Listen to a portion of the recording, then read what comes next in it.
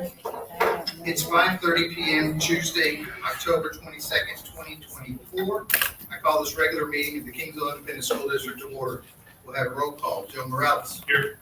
Martin Chapa. Here. David Garcia. David Garcia. He's on his way. Joseph Reese. Here. Jacob Pettis. Here. Delma Salinas. Here. Brian Kufal is here. Let the record show there is a quorum of board members present, and that this meeting has been posted in accordance with Government Code Chapter 551, State of Texas Open Meetings Act. We move now to a moment of silence, followed by the Pledge of Allegiance and the Texas Pledge.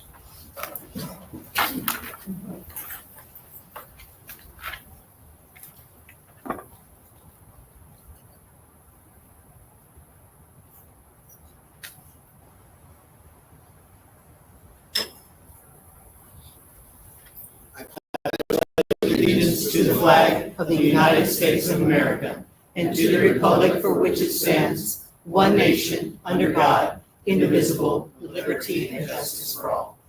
Honor the Texas flag. I pledge allegiance to thee, Texas, one state, under God, one and indivisible.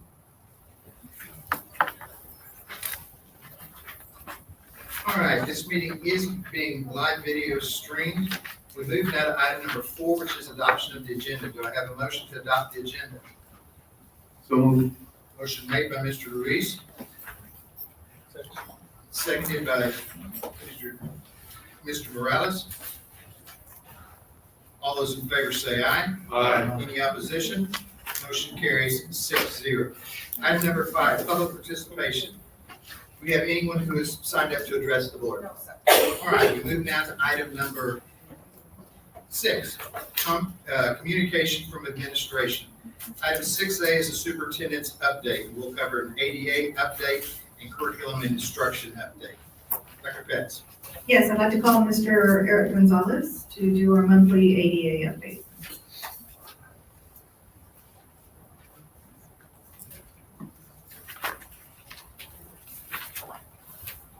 Hello, everyone. Mr.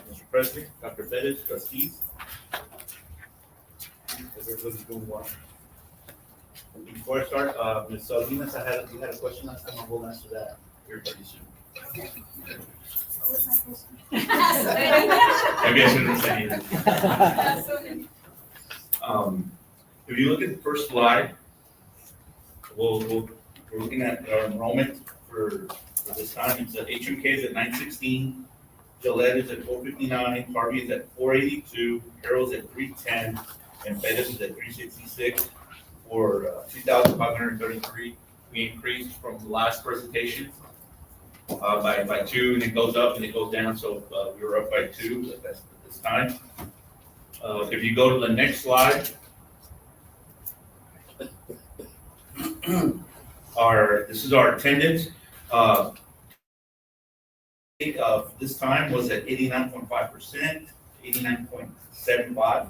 Gillette at 92.01, Harold at 95.23, Harvey at 94.25, and Bettis at 94.02, for a total of 93.05, which I consider still we're doing really well. Everybody's working hard on attendance. If we look at the elementaries together, just the elementaries, we're at 94.17, which was our goal for the year. And hopefully we can stay there. We're working really hard. The campuses are working really hard to stay there. Okay. Gillette's at 92.01, which is up from last year. And again, meeting with Dr. Segura today, we had some ideas, maybe about a possible snack bar as an incentive. She knows more about what the kids are liking right now. So we were looking at snack bar as an incentive. So we did meet about that today. So what was it last year? You said it was an increase. Well, we were at 90, 91 last year. It's 90, it's just up from last year.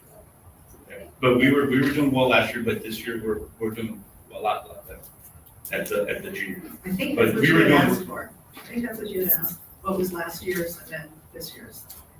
But we were doing well last year, and this year we just we But if you can include that, I guess just compare last As year. a matter of fact, I got a presentation from last year. okay. And last year, at this time, we were at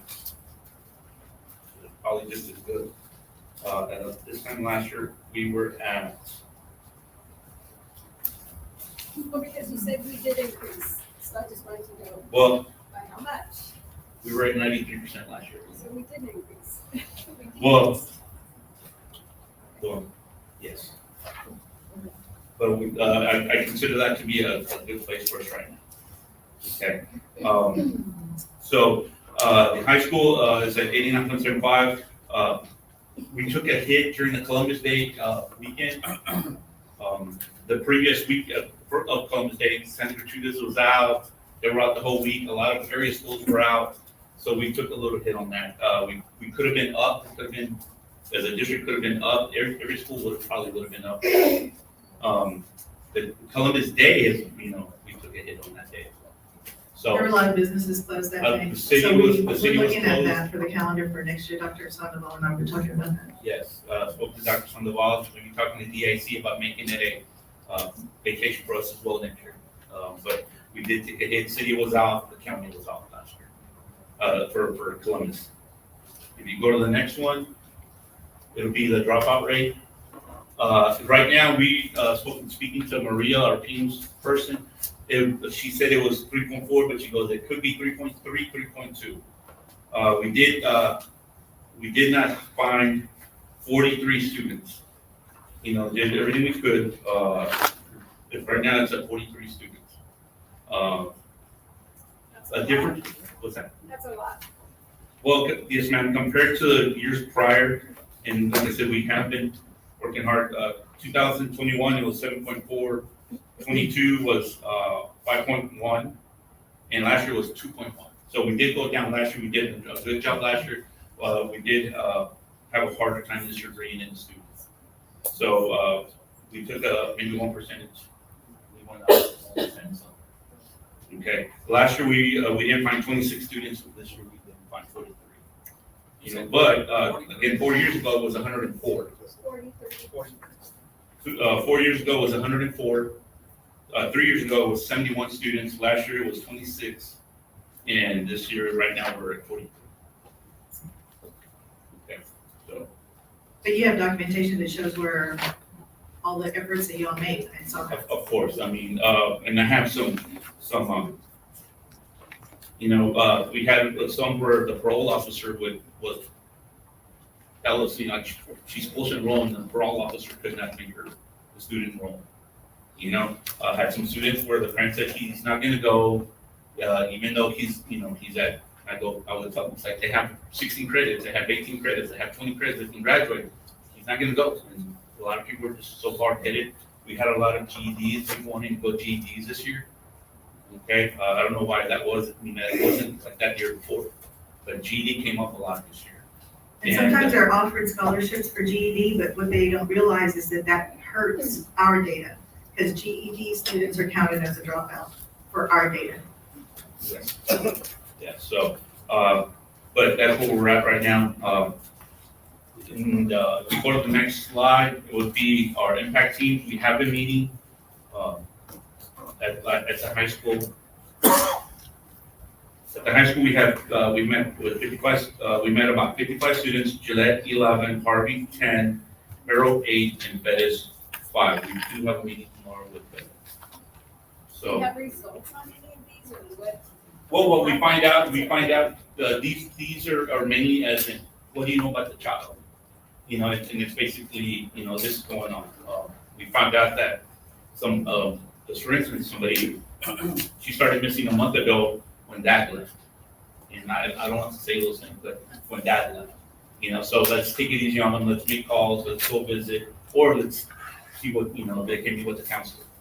But we are finding that kind of information during our impact meetings.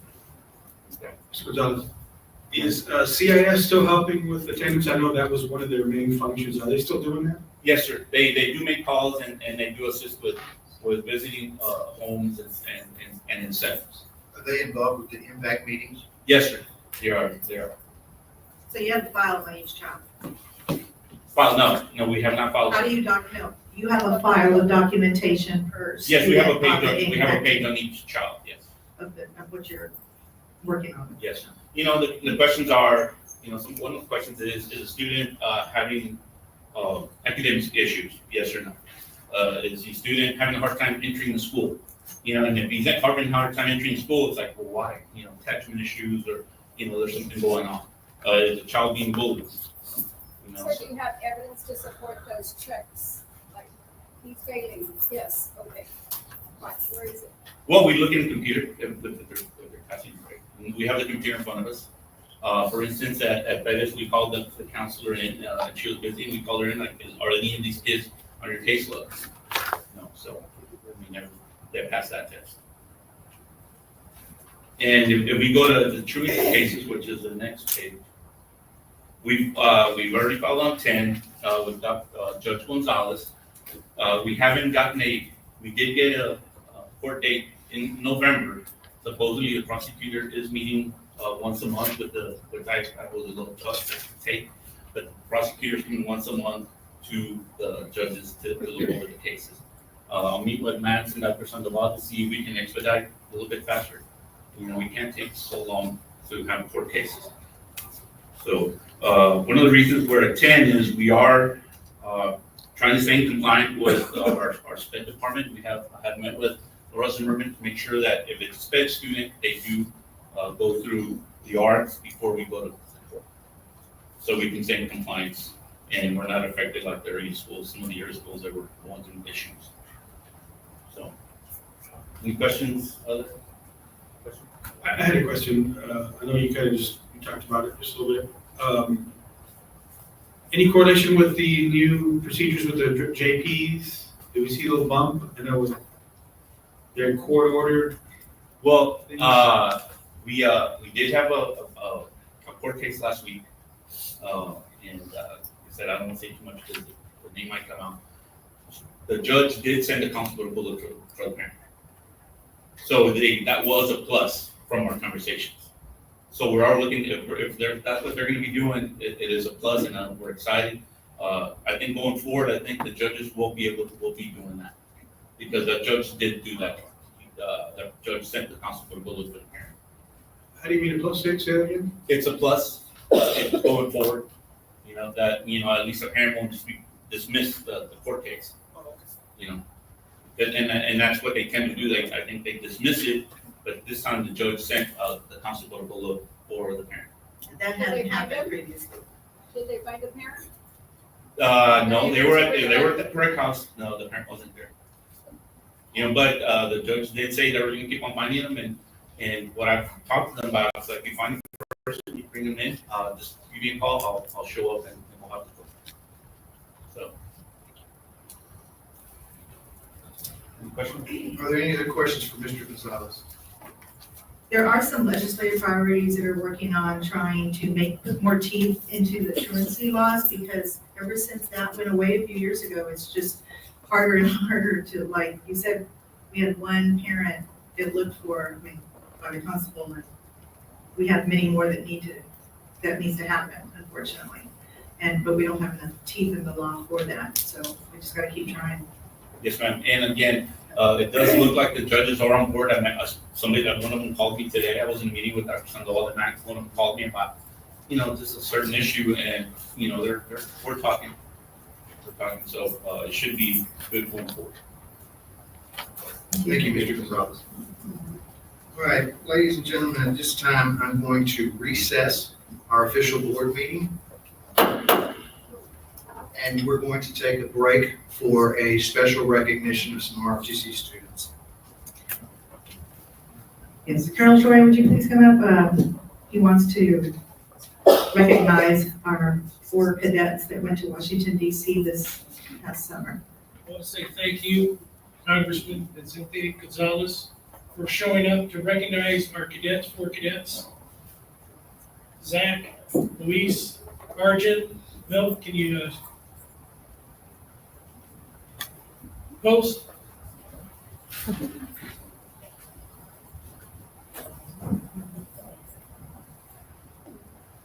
I want to add a caveat to this.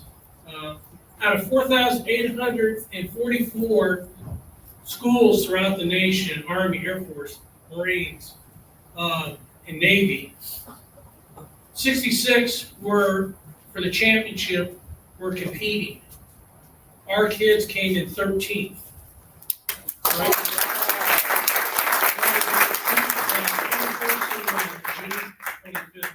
So I was really proud of them up there. So they did an excellent job. So Congressman? Thank you all for having us today. It's a real honor to showcase, not only were they 13th, they were in the top 1% nationally. So they really kicked butt and won.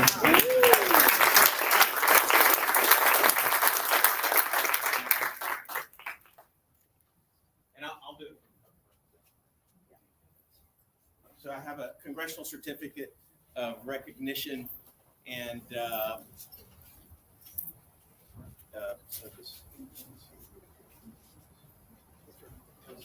the first one, Colonel, I'd like to recognize you who led the group. This is for Colonel James Troya. Let's give him a big round of applause.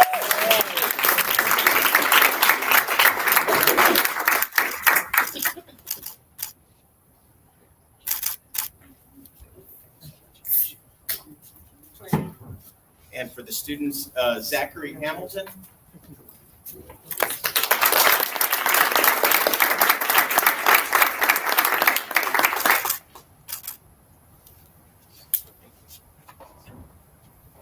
The next recognition goes to Luis Elizondo.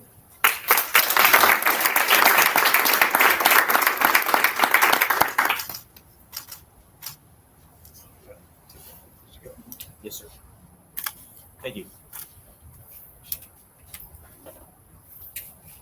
And our next registration goes to Arjun Nakromoni. Is that? Yes.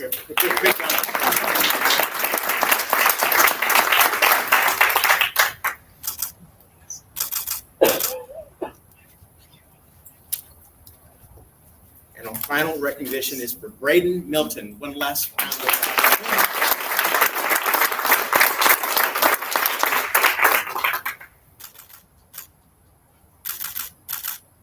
Thank you all for joining us tonight. Congratulations to all the participants.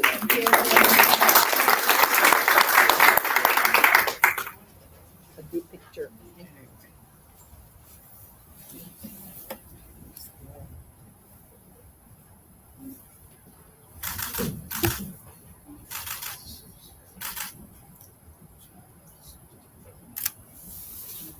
Great. Thank you. Thank you. Appreciate it.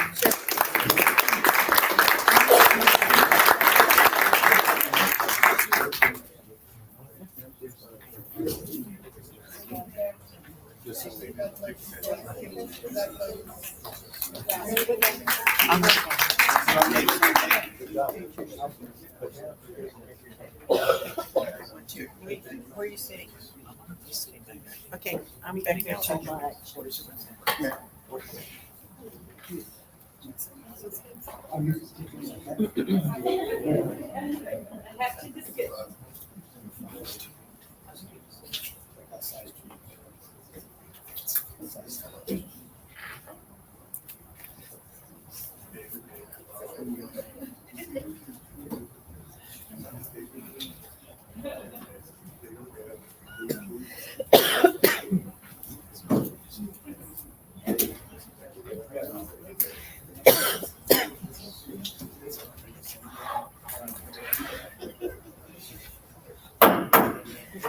All right, ladies and gentlemen, I'm reconvening the meeting at 5:49 p.m. We will move now to item 6A2, which is curriculum and instruction updates. This can be found on page 10 to 22 of our packet. Okay, I'm calling Dr. Vice and Ms. Williams. Now, our principals are here today in our CNI, and we've been meeting with them and had this brainstorm because they really are empowering. We have really built some great capacity in all of our instructional leaders. And this kind of came up organically that they want to be able to share what they're doing at their campuses. And so we thought, what better way to do that than to be a part of this presentation? And this is how we'll roll, every month that we do our updates. So, I appreciate them doing that. I mean, stepping up and saying, hey, can we be a part of this, in some way, as well as far as being able to answer questions, share what they're doing, because who knows better than they? So, thank you. Okay, go ahead. Thank you. President Kuzma, Dr. Pettis, board members. We have our presentation today, and we'd like to share some key points from the Reading Academies in terms of what our teachers are doing. Is your microphone on? I don't know if it's loud. I don't know, but I'm so tall that I kind of have to go like this. Okay, okay. So I apologize if y'all couldn't hear me. But basically, we have Reading Academy teachers that have been doing a phenomenal job with our students. And you've seen 2 of them already, and we have one additional one that we'd like to introduce you all to. Ms. Ortegon is here, and she's going to share some things that have been happening with the Reading Academy students at her campus as well. So we've been servicing our students. Ms. Ortegon, if you would. We've been servicing our students for the first 9-week period. We use data from the 2023-2024 end of year class because we didn't have data yet. So now we have BOY data, so they regrouped their students and what have you. The teachers have been conducting progress monitoring for in-class, and our groupings are based on the progress monitoring results. So I'm going to let our Reading Academy teacher, Ms. Ortegon, share some information with you guys. I'm Ms. Ortegon, and I'm the RV Reading Academy teacher. I service about 46 students right now. It has been really exciting with the program that we started this year. I understand this is the first year that we've had a Reading Academy teacher in every elementary school. And I tell you what I've seen already is phenomenal. I have, like I said, 1st through 4th grade students. I have small groups, so I get these students every 30 minutes or so. And what I'm seeing is that we're using a very explicit and we're using a very systematic phonics program. It's very foundational. These kids are very behind, but we're looking for growth and progress. We're seeing that. We're seeing it through progress monitoring with the current curriculum that we're using, through M-Class and through the phonics survey. We're doing that constantly and then keeping it constant with the teachers. This is what I'm hearing, and this is what I'm excited about. This is a capturing hearts district, and I'm seeing that with the students because like when they come in to my class, they're very excited about what we're doing, and it's just a phonics structured program, but it's the connections that we're making with the students that's making the difference. When I go pick up the student and I hear, I was looking at the clock, and I was waiting for 1 more minute till you get here. When you hear that, that makes the difference. The kids want to learn, they want to be there. They're getting that individualized attention in small groups of 4.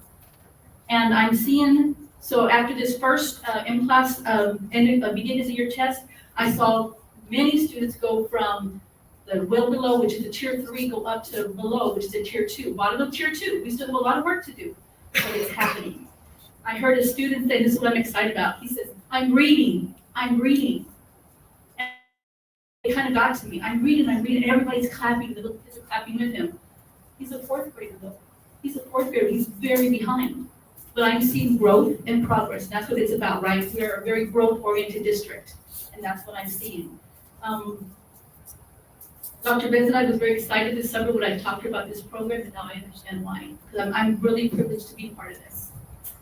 Any other questions? Thank you, Ms. Ortegon. Beautiful. Thank you, Ms. Ortegon. Any questions on the Reading Academy? Yes, ma'am. Later when we get into the numbers, what we're looking at is the beginning of year. So all of the progress that's taking place in the Reading Academies, we're not seeing that in these numbers yet. Is that correct? Correct. Thank you. So like the one example that Ms. Ortegon gave about, there was a kid on well below, and now he's at below, that's not reflected on that, because that was one of the When is our BOY. next benchmark? We have a middle of year in January that we'll be taking. Thank you. Now, within class also, the way the program works is the students are moving at their pace. And so they may be below 2 years and they've got growth, and may grow to 1 year, and they may not hit at benchmark. So as long as they have growth, then that means they're learning. Our CNI support action I steps. have a question. I'm so sorry, yes, sir. So, how are they serviced again? How are they serviced? The Reading Academy teachers rotate them every 30 minutes, and the ratio is 1 to 4. And she's working with just the well below. Monday, She's working with the well below? she's working with tier 3 and tier 2, which is well below and below. Yes, ma'am. Any other questions? I apologize, I got ahead of myself. And they're for a certain amount of weeks, because then they're gonna bring in They another. rotate, depending on how they're making progress. Yes. So some of the action steps that our CNI department is doing is we are holding debriefs with CASPA's administrators to promote lesson internalization. I had the opportunity to record myself doing lesson internalization at one of the campuses, and I learned a lot. And so we have determined that we are going to focus a little more on lesson internalization, and of course, for me as well, modeling that. I feel like if I'm expecting people to internalize their lessons, then I need to know how they need to internalize their lessons, so I should model that. So I had the opportunity to work with the service center as well. So I'm working with Harrell Elementary and Harvey Elementary for a grant that we received. And so we're focusing on internalization of lessons as well. Now, one of the things we're gonna go deeper into for the next month, on our next monthly update, is looking at the kids and seeing where did they come from? Like I was talking to Ms. Lopez earlier about, she was talking about that 4th grader that we were concerned about, wondering, has he been with us or not?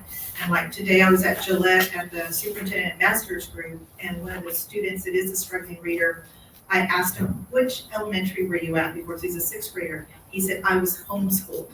I've been homeschooled, and before that I was in Falfurrias. So, you know, I think that's gonna be very important, because we have been getting homeschool kids that stayed home since COVID, and they're severely behind. So I'm gonna wanna track that data next, and we talked about that already. So. Good point, Dr. Pettis. Dr. Weston, I know you mentioned that you've been debriefing with campus administrators on lesson internalization. Right. At what point do you debrief with the teachers, since they're the ones doing it? Actually, we have been debriefing with the administrators, but I have also been attending their PLCs, and their principals attend their PLCs on Fridays. And so that's how I also work with the teachers. As a matter of fact, the group that I had was all math teachers that day. I didn't put on a great show, I will definitely say that, but reflecting on it, it was kind of interesting. I enjoyed it though. And me getting to know the teachers as well, because That's amazing, thank you. yes, ma'am, they need to know that we're there to support. Right. And I have to say, I'm learning, and I will say that every time I'm learning, and Dr. Pettis and Dr. Betts and I have been so supportive of me and what I've learned, and so I'm just trying to share what I learned from them. So I appreciate you guys, I just want you to know. And you guys, for the questions that you guys ask, I mean, we're just digging deeper, and we appreciate it, it's okay, I mean, you know, that's how we learn. And that's how we keep going, and so I'm new. So bear with me. I appreciate that, I do hearing too. that from you, because it's a learning process as you go, and relying on everybody else sometimes when you might not know something. But to just say that out in public is huge. Sir, I'm here to learn, and we learn every day, and I will not stop learning. I'm having fun. And I'm loving what I do. I'm enjoying our students and our teachers, and I'm getting to know them as well. So, Thank you. Thank you. That's what it takes. yes, ma'am. So we provided the campus administrators the look-fors also specific to the subjects curriculum. Yes, sir. I don't know if you're gonna get to this, but what are the look-fors? Because I didn't know what the look-fors were. So. They're specific to each subject, and I can have the team answer to that, because it's specific to math, for example. What are you looking for? You're looking for The vocabulary, is it up? The academic vocabulary. Do you have a math word wall? Do you have a reading word wall? Do you have question stems up so that you can refer to them? So it just depends on the subject. Yes. Thank you. Yes, sir. Real-time classroom support for teachers during classroom visits. Our ITCs are there providing support. We do provide feedback. We have a document that we share with them when we go and visit, mainly our ITCs. It is not evaluative, it is supportive. And so that's key. And I keep emphasizing that to our team because we are here to support and assist in the manners that we can.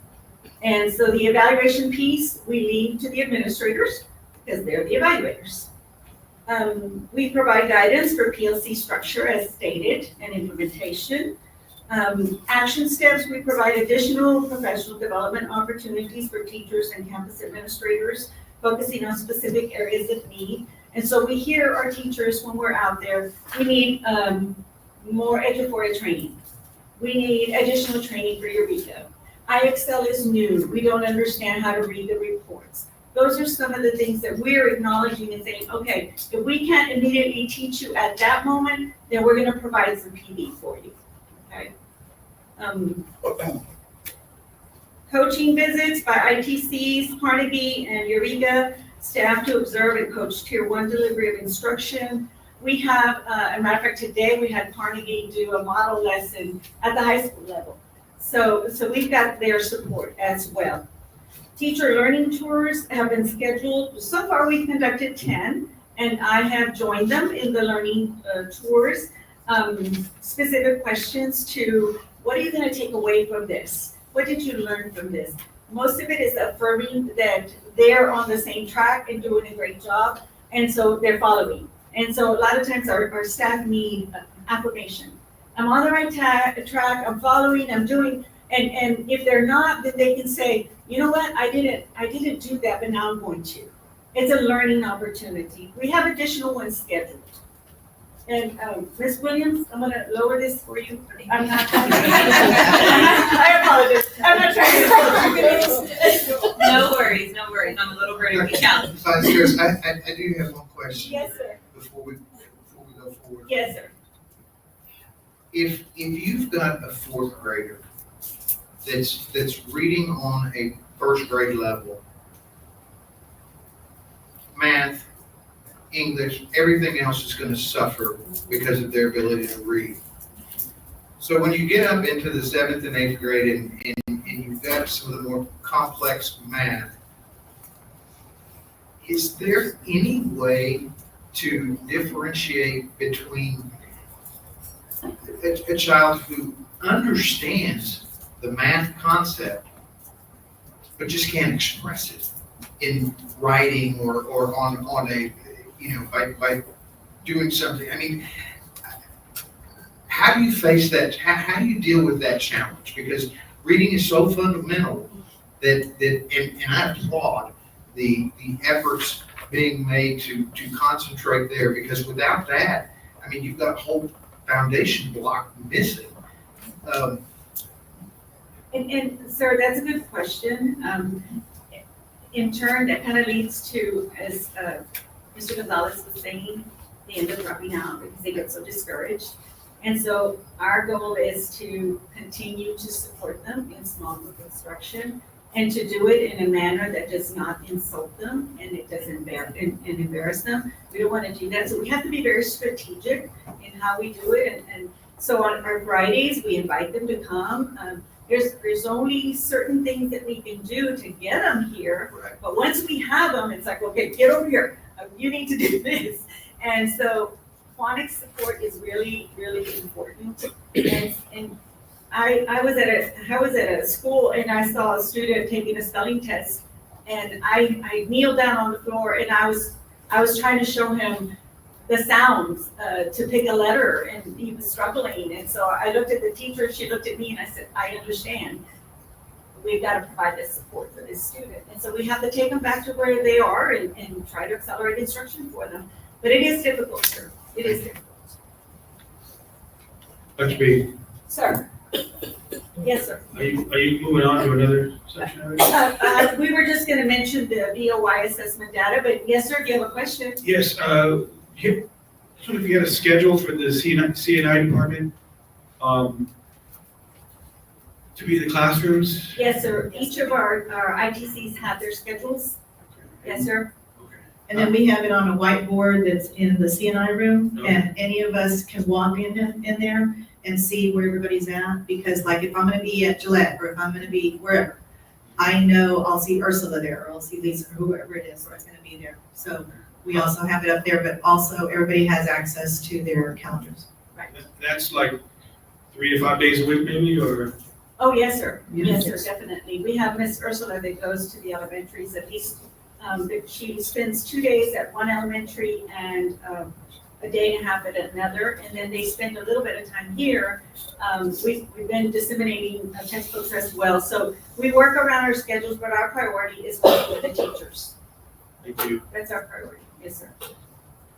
Other questions?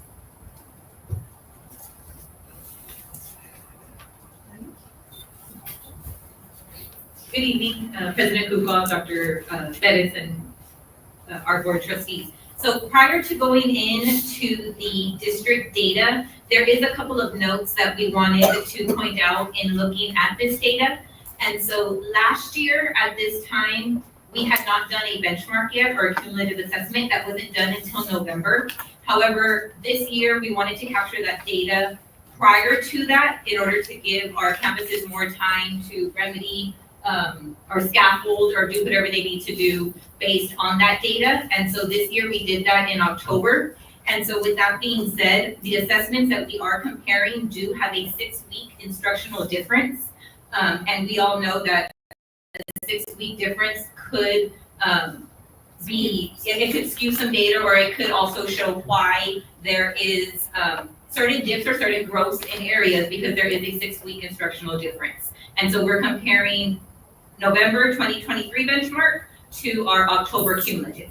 So we're pulling the data 6 weeks earlier to give us more time to scaffold in and remedy any type of subject areas that we need to based on that data. So it's not comparing apples to apples. No, The same teaks. but I'll not- say yes, yeah. same peaks, but not at the same time. And it's not the same student. Right. And then not same students either. We're comparing where was 7th grade in November of last year, where is 7th grade now? And so we're comparing grade levels, not student cohorts. Instead of waiting till November, we wanted to get a quicker jump start.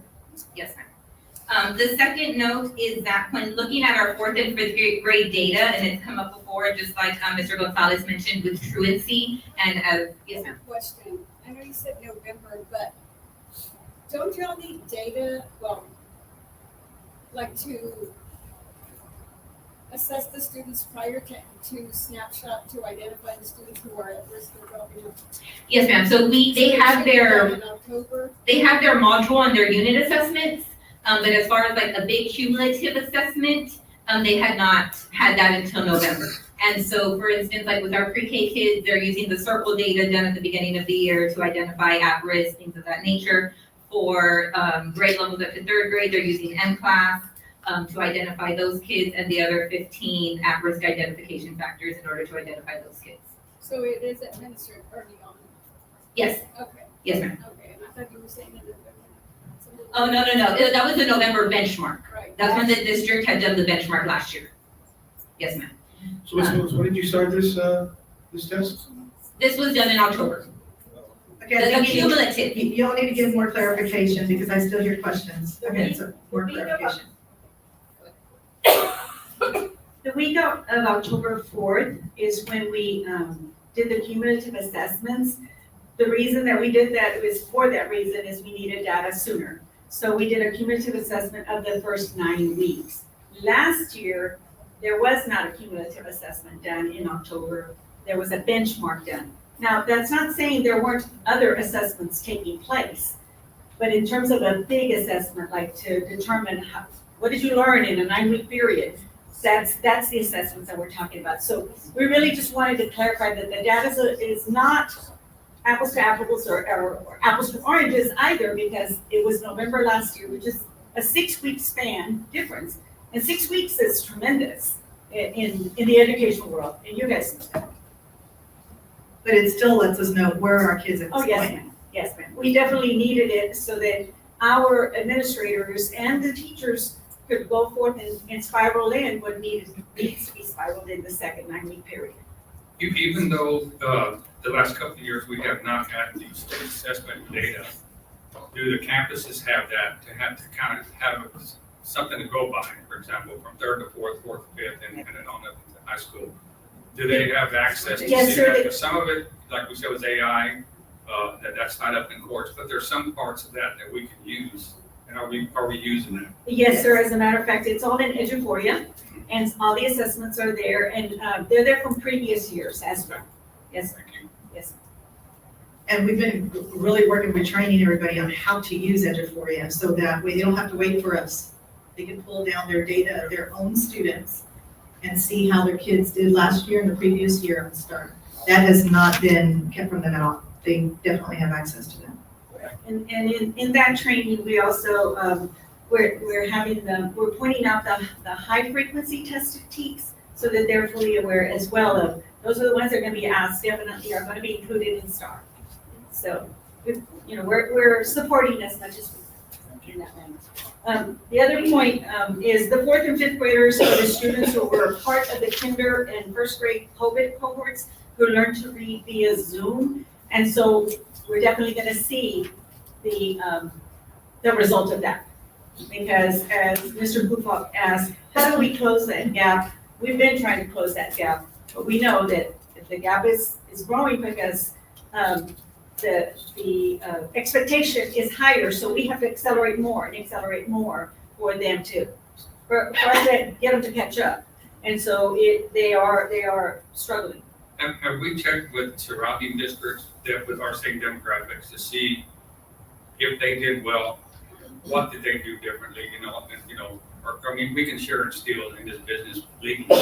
So Sir, I will tell you this, Dr. Bezanias has everybody on speed dial, and she's been calling everybody saying, what are y'all doing? Yeah. Dr. Bettis is call so-and-so, call so-and-so. Matter of fact, tomorrow we're going to Ricardo, to visit Ricardo. We've done visits to Robstown, as a matter of fact, to Ms. Salinas' district. So yes, sir, we are definitely venturing out because we, as educators, we steal from the best, and we don't mind saying that. Right. Yes, sir. you'd be proud of that. Yes, sir. Yes, sir. Outlaws. So the MCAS data for the BOY, which is, we thought we'd do a longitudinal study from 22 to 23, kinder, 1st, 2nd, and 3rd, because they've been using MCAS. And so, yes, we do have some 3% decline from 23 to 25, but if you see the increase from 22 to 24, 25, it's a big jump. Same with 1st grade, there's a little bit of an increase both years. 2nd grade, there's an increase. Now granted, again, it's not apples to apples. So the big thing is our 3rd graders that went from 28 to 50. So our foundation grades are critical. And so that's where the reading takes place. And so we're trying to close the gaps there. That's why our reading academy teachers are making such a difference. Dr. Vasquez, I have a question. Monday. On the 1st grade, the 24, 25, Yes, ma'am. on your graph, you have 40%, but on this data, in-class data, you have 41. Is it 40 or 41? It's off by 1. I apologize. I tend to always round up. And so I rounded up here, but not in the first one. I apologize. Okay. So, yes, thank you for catching that. I caught it yesterday, but I couldn't make that adjustment. I made it in my mind, but yes, thank you for calling our attention to that. Before we leave this page, these kinder going across, these are different students. Yes, sir. So really, the kinder of 20, 22, 23, 32 went to 41, and then again to 41. Correct. And As M-Class works, every grade level tends to have additional things that they assess. That's why I pointed out that growth is key with M-Class, because the challenge is not, it's not gonna be 1 year growth, it's gonna be dependent upon where they are and that growth. So it can be phonics, it can be letter sound recognition, it just depends. And as the grade level grows, you'll see on the bottom of the pages where we put the areas that are tested with M-Class. In specifically our first graders went from, in 2022, 40 to 44% to 50%. Yes, That cohort yes, seems to be doing yes, sir, it's well, going well. getting it. Yes. Sir. Okay. Yes. And what I'd like to see is, what we're talking about for the next time is, out of those 40% that started in first grade, the same kids that are at the 50%, I'd like to see how many of them are ours or how many just came to us. So that would be good to see too, as we're looking deeper every time, every month as we're looking deeper. Yes, ma'am. Other questions? And going back to Brian's point, is there a reason why that group is higher than the others? Can we all figure out what? Honestly, I will say small group instruction that was introduced or emphasized more these past 2 years. Small group instruction, running records. I mean, it just, when you focus in on certain things like that, then you're gonna see growth because you're being intentional. And so those are some things that were put in place. And so I don't take credit, they were put in place before me. But also looking at staffing, I mean, we're holding people accountable for doing their job. And the early childhood grades, there had been a mindset that they're not STAR tested, so, but if we don't get them when they're young, it just, the gap widens. It's a snowball effect. So that's why these reading academy teachers are so instrumental. They're critical. So the next page is a district kinder DOY. And so here it points out the below benchmark. It's a combination of well below and below. And there's a copy in front of you guys that breaks it down a little bit more in terms of the well below and below. And something we're gonna be looking at for next month is how many of these kinder kids are coming from Head Start? Right. So we wanna see, those pre-K, pre-K3, pre-K4, is there something we need to be doing differently, to get them more prepared by the time they come to us? As a matter of fact, we were looking at circle data today. We're analyzing that data as well. Questions on that? First grade, district first grade BOY. We have the well below, and the combination of at benchmark and above benchmark. I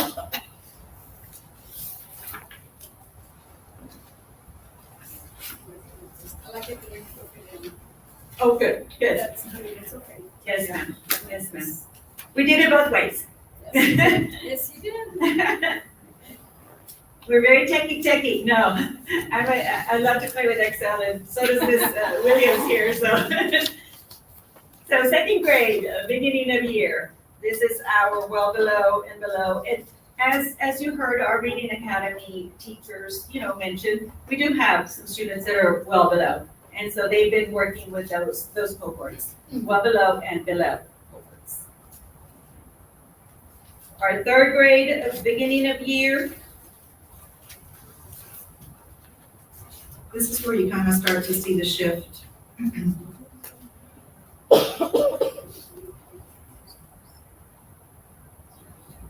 And then you'll notice that fourth grade and fifth grade, we don't have any comparison data. This is the first year that we have M-Class for fourth and fifth grade. We had iReady last year. We do not have iReady, so we couldn't pull that data. So we're starting anew with fourth and fifth grade. I was wondering. Yes. I was like, Is that what happened? Yeah. What happened to them? But no, that's why. And so we just shared the data that we have. And so, any other questions for me? We're gonna have each principal present their own campus view, that way you can talk to the principals as well. Yeah, I've got the Miss America question. Okay, When you look at this data, I feel so special, sir. for the No, go ahead, I'm sorry. world peace, when you look at kinder through in this benchmark data, what do you see that encourages you, and what's our biggest challenge? I see our kids' faces when they can say, I can read. And when I'm out at the campuses, that's what I look for as well. I see our teachers internalizing lessons and acknowledging that they better understand it and can internalize it better. They work on their exemplars, they have their exemplars. So we're seeing a shift there. What are the challenges? They've come in quite low.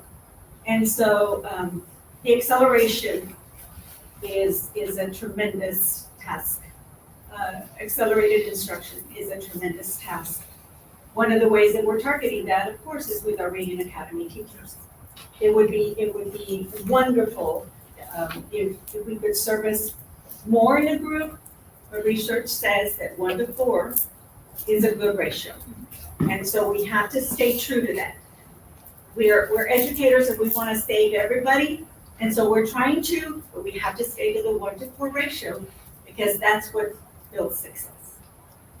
When I asked the different CNI team, what is our biggest challenge that you all see now? Because you all, several of them are new to this position. And collectively, they said, if we had the same growth mindset of every teacher in every classroom, we could move mountains. But until we get the same growth mindset instilled 100%, that's what we're working towards. And this team has been very, very good about making sure that they're in the classrooms, they're at the campuses every single day. You're gonna find at least one of them there.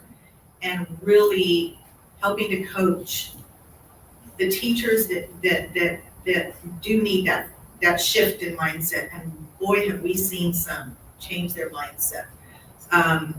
And we've acknowledged them and let them know that do you see now what we were talking about? We weren't trying to be mean. We weren't trying to be forceful. It is, we saw the potential in you, and now you're showing it, and now you're seeing how you can move.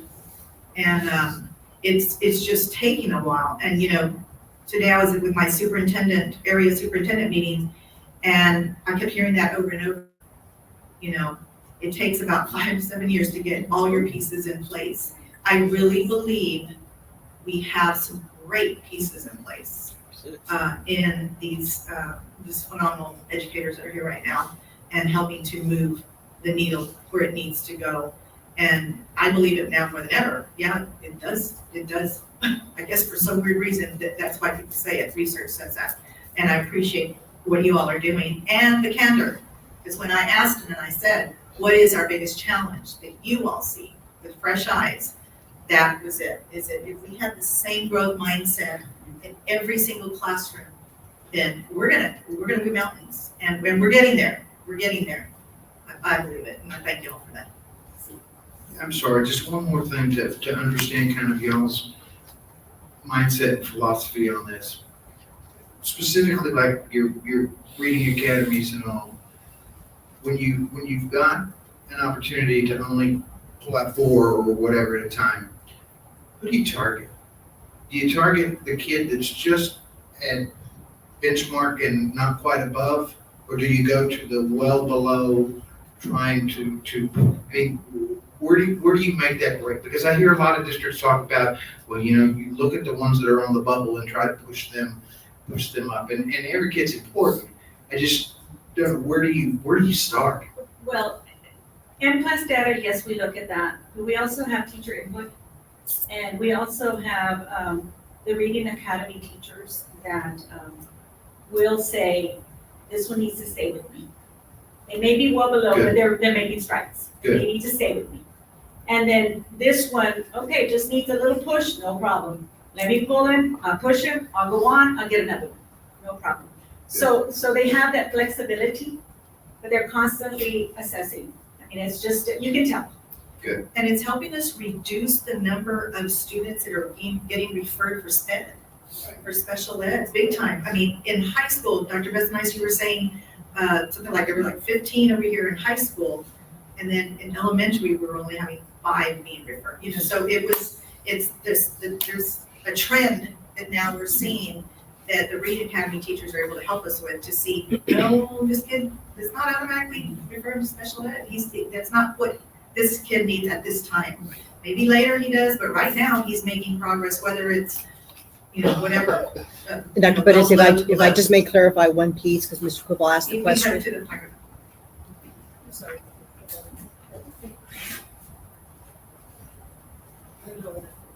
The only thing I wanted to add to your answer, sir, is that we've been following the work of Dr. Woodruff from University of Texas. When she came to visit with us about what we were working on, and she saw, you now have the curriculum we didn't have when Dr. Pettis came. We have the curriculum, we have the resources. What are we going to do for our most needy students? So she began to do training with us and CNI, the team before, and did teacher training about small group instruction. And she provided us the program, the template, the research-based practices. So yes, we do ask for our teachers, but if we asked our teachers and say, take 20 more, but she said, if you follow the plan that has been proven, research-based, you're going to make strides with these students. And so we're just extremely blessed. We still have her on phone. Rebecca Perkins is our lead Reading Academy person who oversees our teachers and meets with them frequently, and we look at the data. But we already seen that they're also serving not only our highly at-risk students that are readers, but also our SPED students. So we're not desegregating, moving students aside if they're SPED. Some of them do qualify for the program, and we can send you a copy of the program that we're developing in Kingsville, so that the day that we all move on, it'll still be here, because we have many more students to capture with this program. I just wanted to clarify that. Thank you. Thank you, Dr. On getting teachers, and I like what I hear, getting teachers on board, as many as we can, moving in the right direction. By this time, as we started earlier, and on the walkthroughs, are we seeing teachers that are in need of assistance, and maybe extra help to where, it's, and I hate to use the word, but I'm going to use it, it's a growth plan type thing. Are we getting to that now? Because evaluations are coming up here pretty soon. And I think each principal may be able to add to that, because I see some heads nodding. And I would like to hear, it would be nice to hear we're all on board, but sometimes we're not on board, and there might be something personal in their lives happening that's holding them back. So, it's just a thing of right now is a time, or 2 weeks, 3 weeks ago might have been a time, because when we started, we're 9 or 10 weeks in school now. So, moving forward, I'm sure that you have you found the people that need extra help. Would any of our ITCs or specialists like to say and add anything before we bring up the principals? You guys are welcome to come up, but And I appreciate the reading specialist. yes. That is Ms. Perkins? huge help. Ms. Perkins?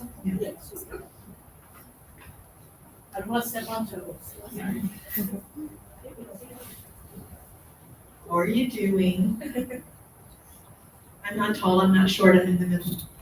Okay, so what was the question again, please? I feel like how do we know which students to work with, right? Which students? As far as the Reading Academies, right? For Reading Academy? Okay, So currently what we're looking at is as you referred to them, the bubble kids, that's where we started. But now that we've done M-Class BOI and then progress monitoring, we realized that needed to shift because the numbers were shifting. So they kept some. Ms. Lopez had asked me recently if she could keep one of them because she's seen growth and he's not quite to the level that she wants him at, and he's got the potential to do great things. So of course, we're having to figure out what works and what doesn't work. There is no current exit strategy. Even when I spoke with Dr. Woodruff, there's no set plan on how to exit out a student because it won't work for every kid. So we're currently kind of just filtering in and filtering out based on need, performance, and growth. Does that help? It does. Okay. Thank you. You're welcome.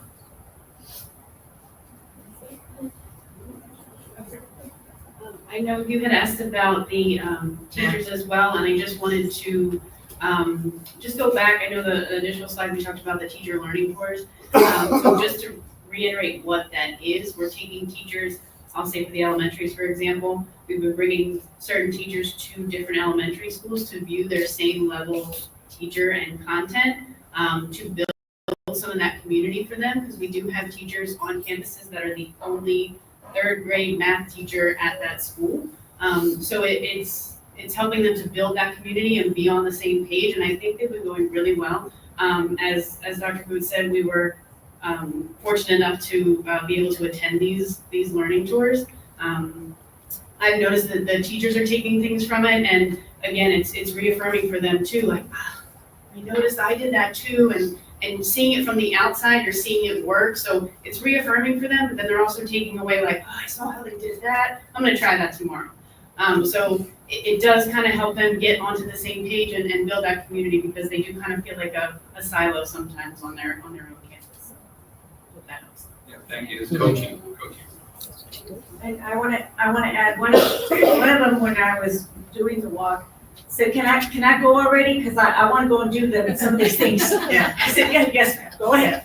So, at this time, may we call, one of the, Thank you so much. yes, sir, I'm so sorry. Yes. Okay, no, so, just what I'm gathering here, Steve and I is supporting like real-time classroom support, right? About 4 days a week, right?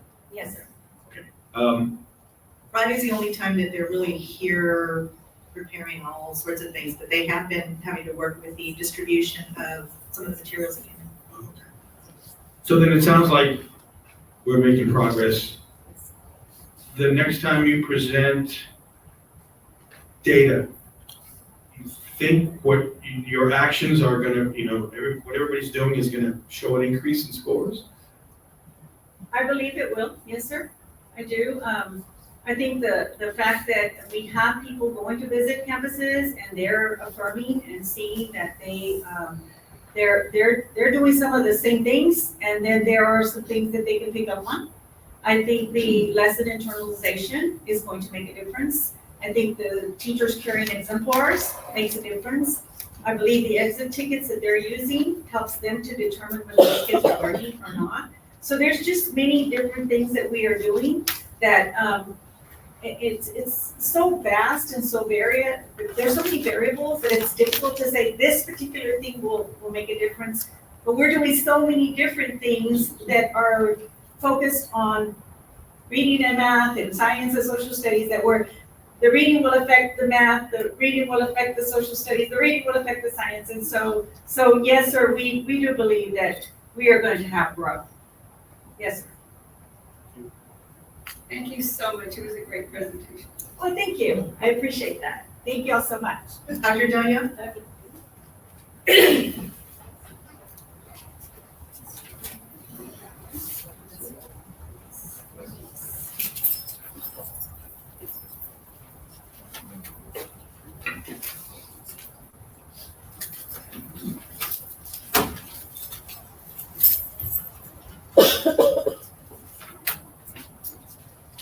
Good evening, School Board President, Mr. Kupo, Superintendent, Dr. Perez, and board members. This evening, I am going to share, I will be sharing M-Class data that compares campus data with district M-Class data. as well as tracking data for each grade level from BOY 2023 and BOY 2024. And then I will conclude with implications and next steps for our campus. So what is MCAS?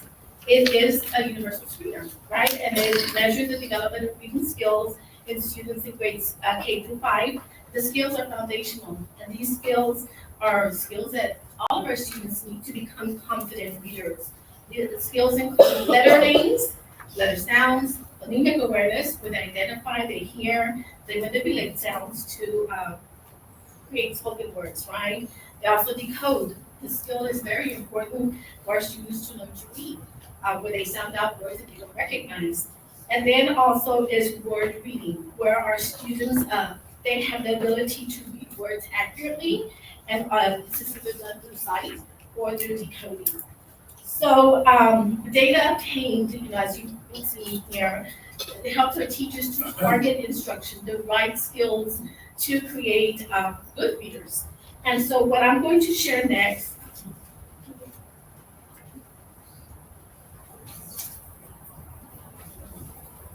So the screens that we have here are for BEDIS, but they're like what Dr. Badistedo shared with the district. And so the slides will be for kinder, first, second, third, fourth, and fifth. But what I have given you right now is that first chart that I have there. It's a comparison of BOY from campus to district, okay? So the slide here, you're seeing 2023, 2024 data, BOY and PAS data, and then you're also seeing 2024, 25 BOY and PAS data. But what you have in front of you is breaking it down for our campus. What exactly does the data that's on the screen tell us about our campus? So we'll go to the first two columns there, 2023-24 below benchmark, and then 2024 below benchmark also. We're looking at the 2024 below benchmark, and then at the far right, we're looking at that 2024-25 at benchmark. So the below benchmark, that's where we want the least amount of students to be at. We want them to be at benchmark, right? So if we look closely at the 24 below benchmark, 55% of our KISD kinder students were at below benchmark. So BEDIS kinder students were at 46%. So that was 9% less of our students in comparison to the district. If we go out to the far right, at where we want them to be at benchmark, our kinder KISD students are at 45%. Comparing our campus, our students are at 54%. That is 11% more of our students are where we want them to be. Going down to first grade, we're looking at 60% of our first grade KISD students are at below benchmark. And for BEDIS, we are at 70%. So there, we have 10% more students at below benchmark when we compare it to the district. Going off to where we want our students to be at benchmark, KISD first grade students are at 40%, and our students at BEDIS are at 30%. So that's 10% less, right? Moving down to second grade, 59% of our second grade KISD students are at below benchmark, with second grade students being at 41%. So that's a little 38% less of our students. Moving on to the right side, we have where we want our students to be. Okay, 41% of our second grade KISD students are at benchmark, where 59% of our second grade students are at benchmark. So 18% more of our students are at benchmark at second grade than when compared to the district. Moving down to third grade, we have 50% of our KISD students at below benchmark. Then for BEDIS, we have 54% of our students. So we have a little more, 4% more of our students there. Moving out to the right at benchmark, 50% of third grade students in KISD are at benchmark. And for our campus, we have 46, so that's about 4% less of our students. When we get to fourth grade, we have 54% of fourth grade KISD students at benchmark, below benchmark. And better students, we have 51%. So that's about 3% less of our students in comparison to the district that are below benchmark. When we look at the at benchmark for fourth grade, 46% of the district fourth grade students are at benchmark, while our fourth grade students are at 49%, making it about 3% more in comparison to the district. Fifth grade, we have 65% of fifth grade KISD students at below benchmark. And FEDS students, fifth grade students, there's 56% of our students are there, which is a difference of 9% in comparison to the district. Then we have at benchmark where we want them to be, KISD fifth grade students are at 35%, and our fifth grade students at FEDS are at 44%, which is about 9%. If we turn the page, or we turn to the next chart there, what I also did was, I looked at the data for all of our students in every grade level, comparing them from where they were at the beginning of the year, last year, and where they are at this school year, okay? So, let me look at this. Okay, so we have kindergarten. To the right, those first two columns there, we have below benchmark, right? How our students scored at below benchmark last year, 2023-24, and then how they scored this year, beginning of the year. So we look at kinder, and I color-coded this so that you can follow it. So kinder last year was at 48% below benchmark. This school year, as first graders, they are at 70%. That's 22% more students. So that's something that we're looking at, right? We have a little bit more students there. When we look at kindergarten at benchmark, where we want them to be, to the far right, we have as kindergartens last year at benchmark, they were at 52%. This year, as first graders, they're at 30%. So again, this data here tells us, let's look at our first graders. What happened? There's more than a 10% discrepancy there, right? So let's look a little bit more in depth at our students. Okay, moving on to our first grade students. Last year, at the beginning of the school year, as first graders, they were at 53%. This year, as second graders, they're at 41%. So that was about a 12% less. That's good, that's something to celebrate. We look to the right, 23, last year benchmark, first grade was at 47. This year, as second graders, they're at 59%. So that's another celebration there. Going to our second grade students. At the beginning of our second grade last year, they were at 52%. This year, as third graders, they're at 54%. Not much of a difference, but less 2%. At benchmark, last year, second graders were at 48. This year, as third graders, they're at 46. Not bad either. Third grade, last year, benchmark, below benchmark, they were at 65%. This year, they're at 51%. That's 14%, right?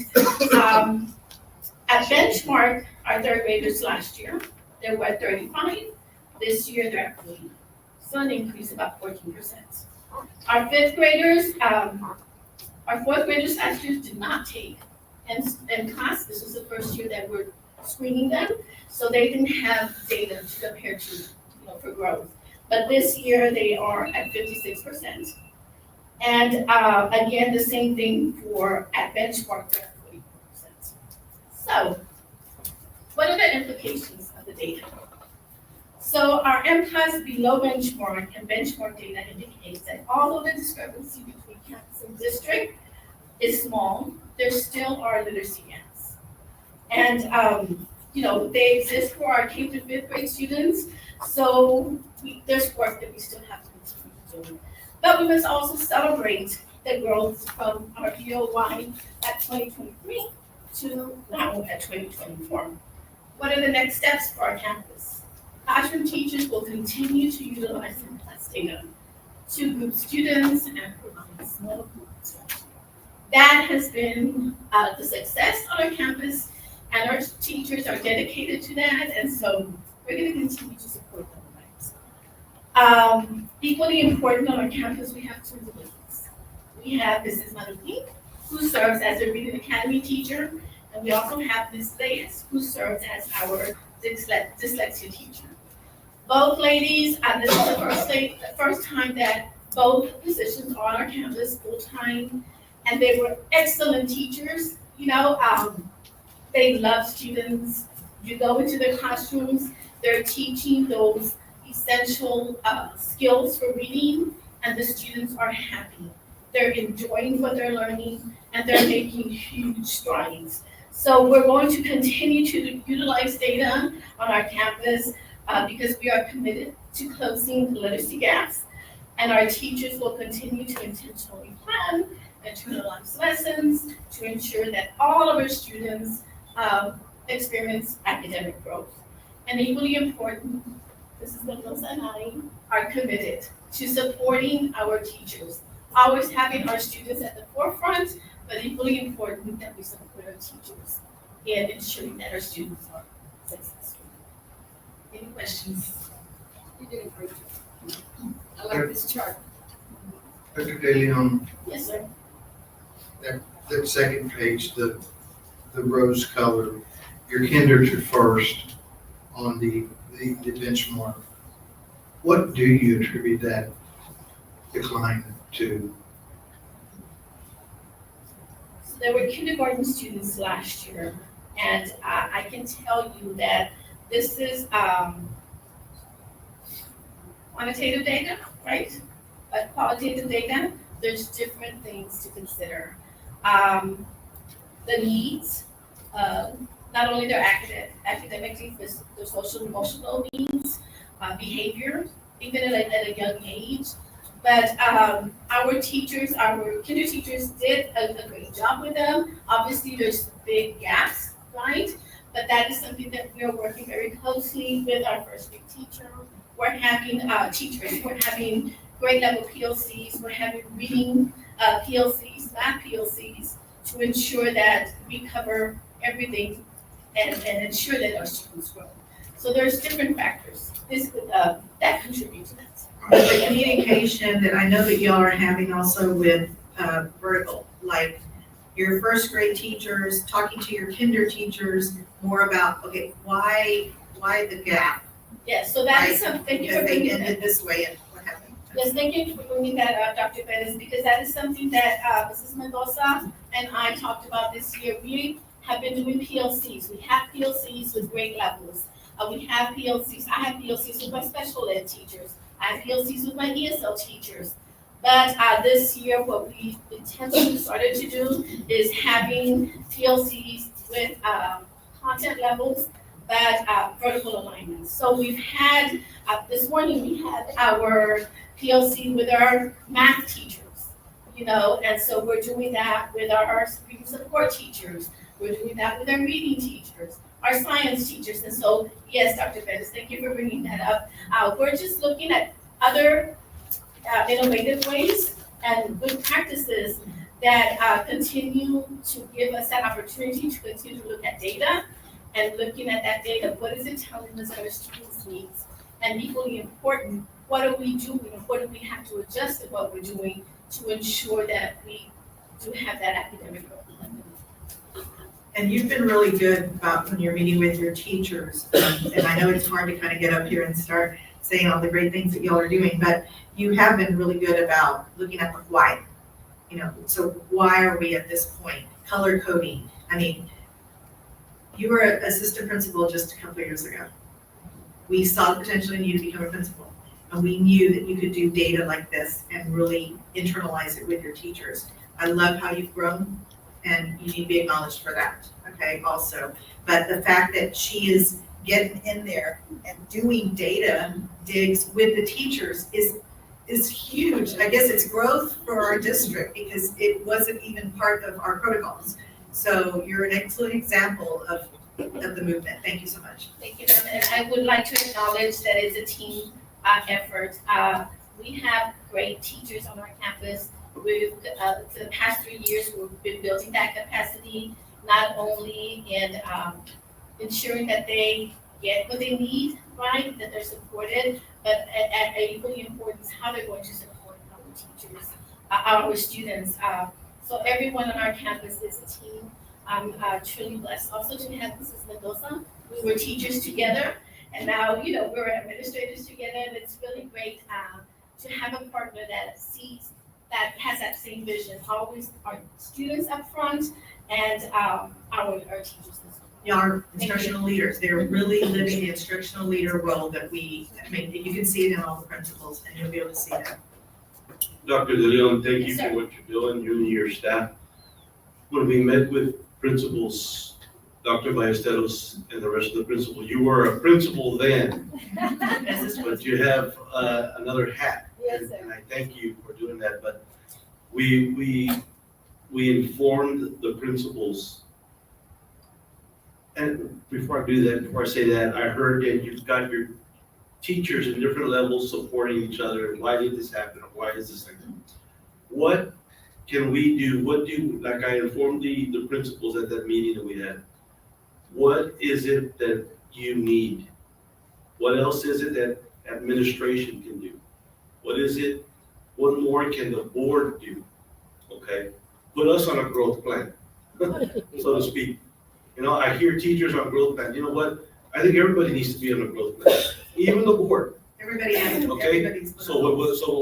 well, I'm talking about maybe the board or administration itself. Yeah, we are. But what is it that we need? What is it that you all need from us? Not just for Bettis, but also for the other schools represented. So I think as representing my colleagues, the other grade levels, the other campuses, you know, we work very well and closely together. There's a lot of consistency that is happening between the elementary. And so I think that's great, right? But you're asking how can you support us? I think anytime that our CNI department comes up and asks, you know, like for example, the greatest gift that we received, and we could use more, are our reading academy teachers. They are impacting, they're going to close those gaps for us. Because if our students, and some of you have said it, several of you have said it, if students cannot read, it's going to affect our math, it's going to affect our science. You know, today during our PLC, we talked about that. How are we going to have our math scores, you know, improve? It's got to start with reading. So we did some reading strategies for math. But again, going back to your question, just anytime our CNI comes and asks, you know, for your approval, support in us getting that support that we need for our teachers, for our students, with instruction, please, you know, support that. Other than that, we're working. We're taking one day at a time, one task at a time, and at our campus, and I know I can speak for Mrs. Demino and Mrs. Lovelady, we love our students and we want them to be successful, and so we'll do whatever it takes. Eric, I was part of that meeting with Ms. Dell and David too, and you should have felt that energy as to what you really have to have, and we're not looking at, you know, y'all told us what you needed, you know, and then, you know, now you might need something different, but my thing and the other two also was, we can't put a price tag on kids. Never, ever put a price tag on kids. So like you said, when you turn your things in, your orders, whatever you need, and if you need more or less, or whatever you might need, you know, these kind of meetings like this, communicating to us and just having your honest opinion of what, you know, bringing up and saying we might need more of this or that, that's fine. I mean, that's what we're here for, that kind of support.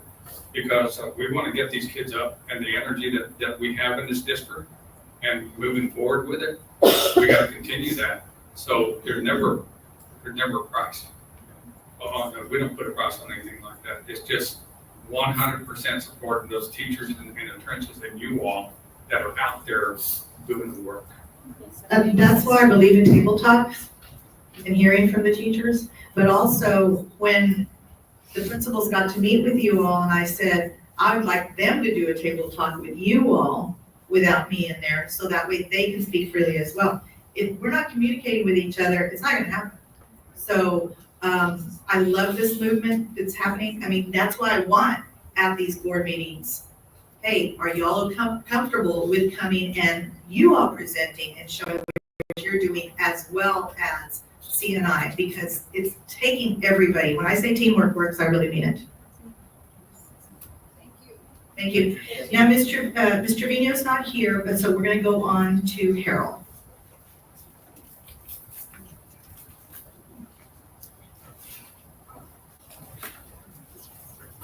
Ms. Trevino will be presenting in November, just FYI, she will be presenting in November. Okay, good evening, everyone. So, I feel like a little underachiever because I don't have all the comparison data that Dr. De Leon had. But there's, this is the third campus I've been at in the last couple of years. I just started at the district. I actually started as a volunteer. When we first moved, I was a volunteer. I volunteered in pre-K, then I became a teacher, then I became an instructional teacher coach, then I became an assistant principal, and I'm a principal. And so some of these things I do speak for. Watching the transition of the principals becoming the instructional leader, I've kind of been a part of that because when I first started as the ITCs led PLCs, ITCs to these data digs, and then it started, it's followed me, which is good, but but watching that transition to being able, and I think is a lot with like what Dr. De Leon said too, the principals know more what's going on in the classroom. I know more of the data. I know M-Class is a little new to me as a principal than it was an assistant principal, but watching like the teachers and the evolution of the data, I remember the very first meeting, we did a data dig meeting, and I think I was with Mrs. Marino. We looked at each other and I went, oh my goodness. But I mean, that was 4 years ago, 5 years ago now, 4 years ago. So watching the evolution and watching how it's affected our students and our teachers and finding what our teachers need, finding our students need is huge. So I think bringing that perspective helps. To me, the bigger part in some of this data is that below orange goes down and that at goes up. And what is it we need to do? I mean, our kindergarten students are, very close with the district. With what they are. I too am interested to see the data information of what do we get from Head Start, what's coming from kids who have had no prior school. Our first grade, we're right with the district, there's some other nuances with this data too. There's some timing parts to it that our first graders and our kindergartners are always used to. So as they get used to the test, there's some of that helps as the year goes on. Our second grade, we do have well below, and at our campus, we are aware of this. We are using our Reading Academy teacher to target second grade students. We're also using we did add a third second grade teacher a few weeks into the year. So we did some restructuring to help with our small group to help target some of these things. So we knew that this was not a complete surprise that the data was going to be a little bit higher. We have things that are working with that. Our third grade, here's our below and our at benchmark for this year. Our third grade, I think, attests to our second grade teachers did last year and where they are now. Fourth grade, we're this is where we are. This is the first year some of these students are being tested in the fourth grade. I think the fourth grade we are using our Reading Academy to target to make sure that our students are going. We're also working, our small group teacher this year has been phenomenal, making leaps and bounds in how she has gone from the beginning of the year to even in weeks to the structure of her class, to how to use reading in her classroom and not just ABCs, but how to use the reading towards science, to math, to social studies, and how to help the students read those subject levels. And then our fifth grade, we had some big discrepancy in our fifth grade. And I will tell you, when my fifth grade teacher walked into my office and went, Mrs. Almighty, what are we gonna do? This was big because I think it opened our fifth grade teachers' eyes to why they're struggling in math, why there's some struggle in science, why there's some struggle in social studies. It's because they are struggling in reading. And so our Reading Academy teachers don't work with our fifth grade, but my fifth grade teacher is reaching out and has been working with our Reading Academy teacher to get strategies. What can she do in the classroom when she does full small groups? What are some things that she can do to help accelerate that learning? And I will say we're also using our accelerated instruction time. So our third grade isn't just keeping kids in their one classroom. They're grouping the students and moving and saying, okay, these kids are gonna go with these teachers for reading. These kids might go here for math. These one day might go here for math, one day here for reading. So we're utilizing in third, fourth, and fifth grade that, especially that accelerated instruction time, to pause regular instruction, do a little regroup, give them that, put into about 35 minutes of instruction wherever they need to help accelerate them, and then put them back into their regularly scheduled instruction time. So I know I went fast, but my data is, it's in front of you. I don't have that comparison data, but we know where our kids are. We know what we need. We know who our kids are. We know where we're needing to target. And we also have a math tutor that we've started utilizing to also help. And one of the things she is helping with is math words, math vocabulary, getting especially our fifth graders to know what these words are and to be able to read them when they see a problem. Any questions? Thank you. Thank you. She's an excellent example of, again, teacher to ITC to assistant principal to principal. Yes. All right, Ms. Dr. Isagita?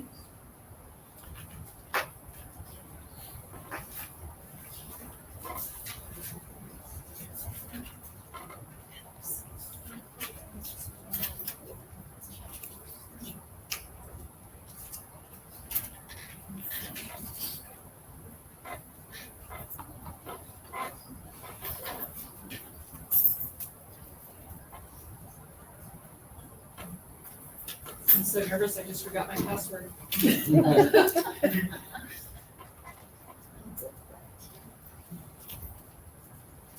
Good evening, Dr. Pettis, Dr. Kufal, members of the board. All right. So I'm going to be presenting on the cumulative assessment that Gillette Middle School students took on September 30th, October 1st, and 2nd.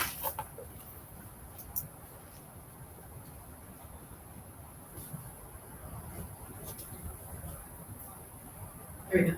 You're good. I'll click for you, honey. Thank you. Thank you. So the CNI team, they were the ones that wrote the cumulative assessment for Gillette Middle School. And for those of you that are probably right around the age I am, 30-something, you'll remember the 6 weeks exams. Remember 6 weeks? Yeah, exactly. Remember when we used to take 6 weeks tests? Okay.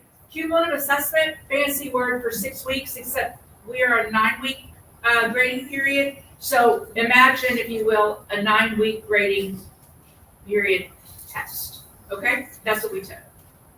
And so we're going to talk about the results and how we did in each of the grade levels for ELAR and math. And we're going to talk about why we did really, really well in some areas, and what we're going to do in the areas that we didn't do so well, and what our plan moving forward will be. So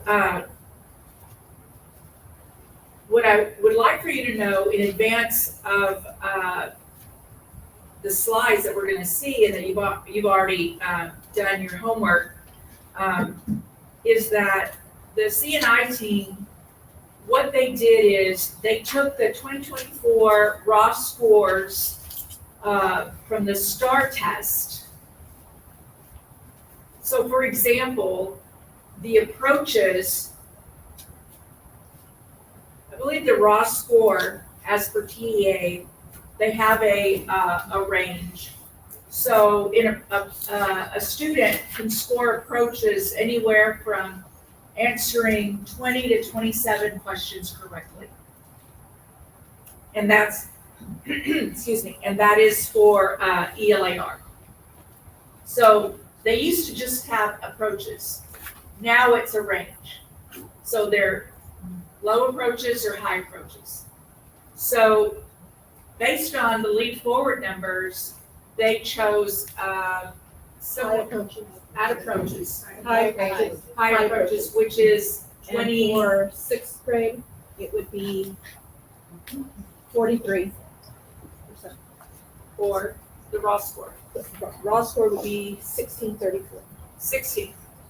So students had to have 16 questions correct in order to meet score approaches. 28 questions. Okay. So when you're dealing with this data, I really want you to talk about what you've been talking about with your teachers. You've had some great conversations with them about this and how they're improving and what they're targeting. Okay. We'll do that at the end. Okay. Okay. Make sure you get to that, because that's So, really impactful. Yes, ma'am. So anyway, so same goes for meets and masters. The scores are set at the same passing standard as the STAR test. So I just want to make that clear. So if you'll notice, so 57% of our students in the sixth grade scored 57% at approaches, which means they're close to grade level. 42 meets, that's at grade level. Masters is above grade level. So those are the terms. What I do want to point out is that when Dr. Pettis was at Gillette Middle School doing her tabletops, she met with Miss Bliss, who is our sixth grade language arts teacher. And so we want to give a shout out to our elementary school teachers and administrators, because she said these sixth graders are the best prepared sixth graders she's seen in a very long time.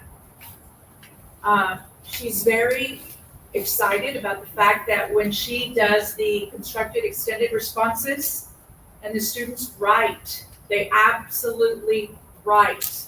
They do not answer the question or the extended response with IDK and IDC. In other words, I don't know and I don't care. Which is what they used to do. Which is what they used to. They actually have an extended, they construct the extended response. So all of the curriculum that has been written to prepare our students in elementary to respond to those constructed extended responses that are required on the STAR reading test now, it's making a difference. And we're seeing it in our sixth graders this year, in the first 9 weeks on this cumulative assessment. So hats off to what's happening with our curriculum and instruction and what's going on in the curriculum writing over the summer and what's happening at our elementary schools. So thank you, elementary schools, for your hard work. We appreciate it very, very much. Our seventh grade ELIR. I have a question. Yes, sir. I'm sixth grade. So maybe you said this and then one of them had, these look like two different assessments, you know? November benchmark and then October cumulative, right? Yes, sir. And so here's Can you break it down for me? I really need, yeah. Yes. So, and I apologize that I didn't make the comparison because it's not apples to apples, sir. It is oranges and apples. Okay. And so the November benchmark was just that. It was administered to students those students that took it in 2023, right? Okay, those students that took those results there, that data, are the students that are seventh graders right now. Okay, yes, sir. And who created that November benchmark? That would have been our CNI team last year. Yes, sir.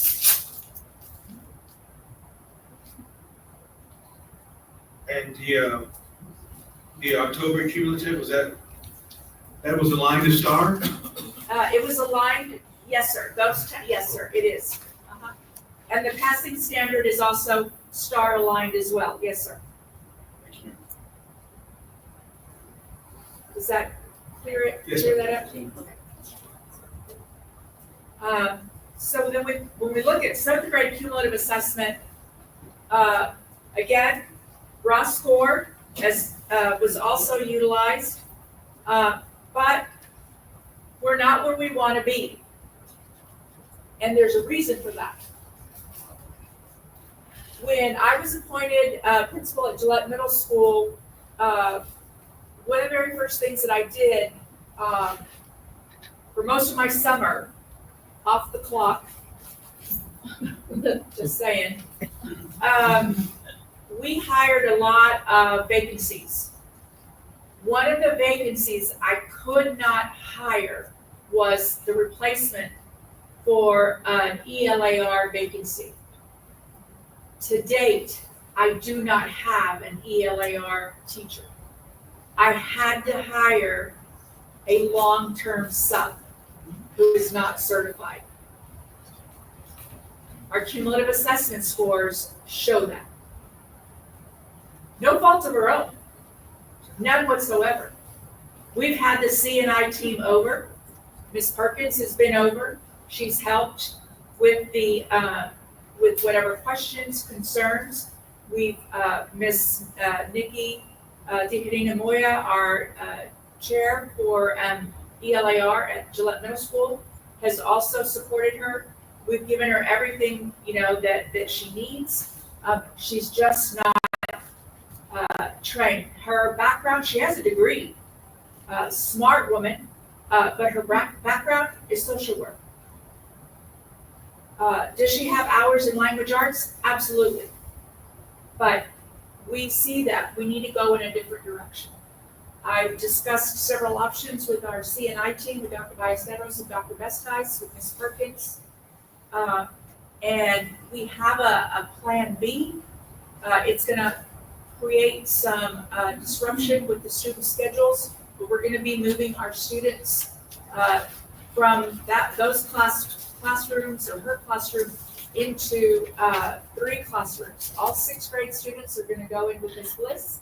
All 7th grade students will go in with Mr. Ramirez, and all 8th grade students are going to go in with Ms. Nikki. And the other teachers are supposed to be the support ones. Yes, ma'am. We think we're going to pull her, I talked with Dr. Ballesteros and Dr. Bestice, and one option is that she goes, with the permission of our elementary school principals, that she shadow the reading teachers at the elementary, and that we do a pull-out program, and or the IXL program in English language arts. But those are some of the options we're exploring. Just none available? No, sir. Age, is it the age group? Oh, no, the age group? Is that what prevents teachers from I wanting? think it's just. No, sir. I don't know how many of you saw the, and I understand that, we're not another district, but we're a district like many other districts that are facing shortages. We can't find the staff that we need.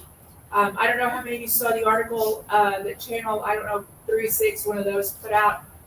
CCISD board adopt new policy to hire associate teachers because they cannot find certified teachers. I have friends that work for CCISD that I still keep in contact with, and they have classes, elementary school classrooms that are over the 22-to-1.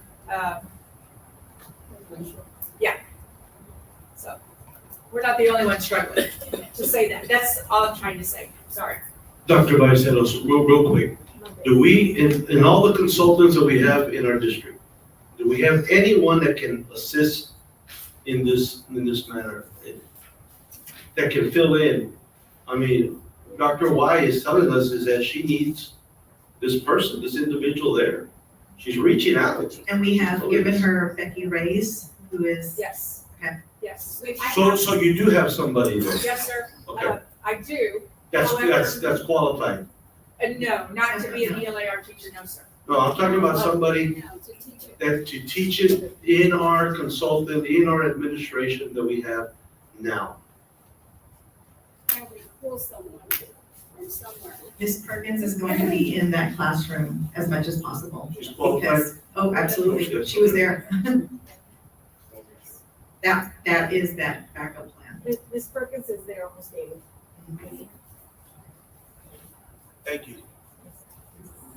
Sorry, I was getting on my soapbox. I apologize. We need to know that though, and we need to hustle, and we need to get out there and sell this district. I've said it before, we have to sell what we have. If we're on upward mobility, then we need to sell that. We need to go out, we need to go to job fairs, we need to just be where the people are hiring, because I don't know that we're doing it, but we don't have any kind of flyers that I know of that we used to do here with what we have to offer. We have the ranch, we have the valley, we have the beach. You got everything here at the college now. So if we don't sell There it, was that college fair, career fair last year that Ms. Salinas also went to, and how many teachers were there? They came out. but what I'm saying is that we need to be aggressive with this and not show up and say, we don't have teachers there, or we didn't see any. Then what's the next steps we need to do? How do we grow to do something? I mean, go up the country, bring them down here.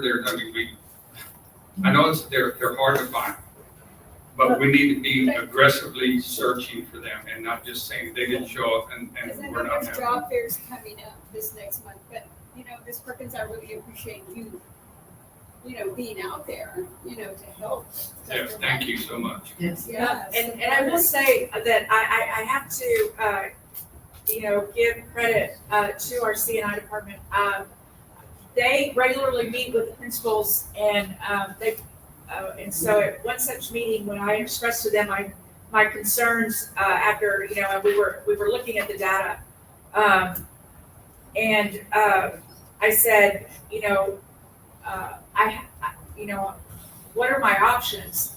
And one of the things that Dr. Vesnai said to me is, she said, Doctor, you don't have to live with the schedule that you have. And I said, well, all right then. Right. I said, thank you for that, because then that opens up several conversations that I can have with y'all, that I can have with my staff, with my administrators, and we can certainly, that opens up a lot of, conversations for a lot of options. And at that moment, the master schedule that we were looking at, Yes. what did we start doing? The math. Yes. And what could we do to have that backup plan? Right. So we're not waiting. We're not waiting. And I know Dr. Holt has been aggressively seeking teachers. Yes. We did the international teachers a couple of years ago to get them over here. We also have been attending even virtual fairs. And like you said, CCISD, I know somebody very close for CCISD that's working there saying, can you believe that we are at this point in time? And we saw it coming. We just didn't know how bad it was going to be. This quickly. And I wish it was that we were going and looking. It's not that at all. They are not out there. And we're trying to grow our own here. So we're trying to encourage, I know Linda Villarreal last year, Dr. Villarreal asked me, do you have any paras that may be willing to become teachers? And I remember sending the email out, and I try to copy you all on all those emails. So that way everybody knows, look, A&M Kingsville is offering, these types of grants. As paras, I'll let you go, we can do some flex scheduling, so that way you can build that resume and then you can become a teacher. Unfortunately, it's hard for people to want to go in teaching right now because of how difficult it is to become a teacher. I've never seen it this dire. I have never seen it this dire. I never would have predicted it to be this dire and this quickly. So we are looking at other measures, and it was, taking Ms. Perkins from Gillette as ELA. She was the ELA teacher there, and having her here helping the district-wide. Well, we do have to weigh, okay, then at some point, are we going to have her in that classroom again more often now? But she's doing such a phenomenal job across the district. What other things can we do? So then we look at the master schedule, we look at the math, how can we rearrange some of these schedules that are going to be moved? And then have that person that is a good sub for classroom management, she'll do whatever we ask her to do. and have her as the support person. So we're trying different, things. We're not waiting. There's no time to wait. That's why Do you we're. have somebody extra on your campus right now assisting in any way, shape, or form? Is there any person that's a contract or? Becky Reyes? I have Ms. Reyes who's working diligently with our social studies department because we have some, we have work to do in social studies right now. We don't have we didn't report on our science and social studies cumulative assessments. Our science cumulative assessments, we did really, really well. A really good place. We have a new curriculum, and it shows the new adoption. It shows. Thank y'all for that. Thank C&I for that. It's made a huge difference. Social studies. That's why we brought Ms. Reyes in. She's been doing walkthroughs. She's been doing modeling. She's been doing lots of work with our social studies teachers. Is she a consultant or? Yes, sir. Okay, Yes, sir. How many hours does she work? She work every day? Is it? She works full 4 time? days. Yes, sir. She works 4 days a week. She works about 6 hours. She's done various things for us. Yes, sir. The kids are struggling in reading for social studies content because of Yes. the nonfiction. Yeah. And we knew that she could help you. She really, yeah. We have 2 new teachers in social studies, and so she's working with them. They're not new, like they're new teachers. One of them is. The other one is, he's an experienced teacher, although he's been out of teaching for a couple of years, and he came back. And then she's working with our 2 experienced teachers. But yes, I was not happy with our scores. Some of our teachers, they have a sense of urgency because they understand that we're not, our rating is an F and it's not for fabulous. And they have that sense of urgency, and some others of us don't. So, and that's based on the scores 4 years ago. Does that make sense? That's what we're operating under 4 years ago, because we're a TIP campus. We're in our 4th year. So there's that sense of urgency that this is the year that we have to get out of the TIP. Yes. The improvement. Just the big. The improvement required Yes, ma'am. from Thank 4 you. years, from And I 4 years appreciate ago. your honesty so much. Yes, sir, from 4 years ago. Every month they'll be sharing things that they're needing and then things that they're receiving and then things, what else can we do? Right. Yeah, we're operating under the 4 year, the scores from 4 years ago.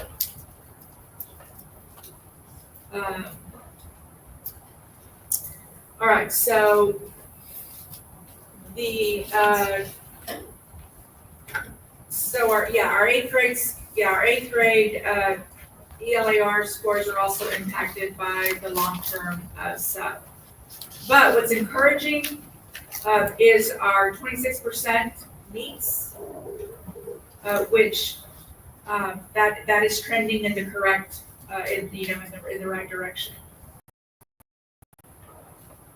When we go to our math, 6th grade math, so what we're seeing there is that our students are transitioning from 5th grade to 6th grade. They're transitioning from a Tier 1 curriculum in 5th grade to a Tier 1 curriculum in 6th grade. The one in 6th grade is Carnegie. It is Tier 1. The students that are not on grade level are struggling. When I say not on grade level, they're not on math grade level, are struggling. So they're having difficulty struggling to adjust. But Ms. Martinez, our 6th grade math teacher, really understands Carnegie. She really understands NAPIA, which is the technology piece. And like Ms. Flowers said, we've had the consultant from Carnegie. She was there yesterday, today.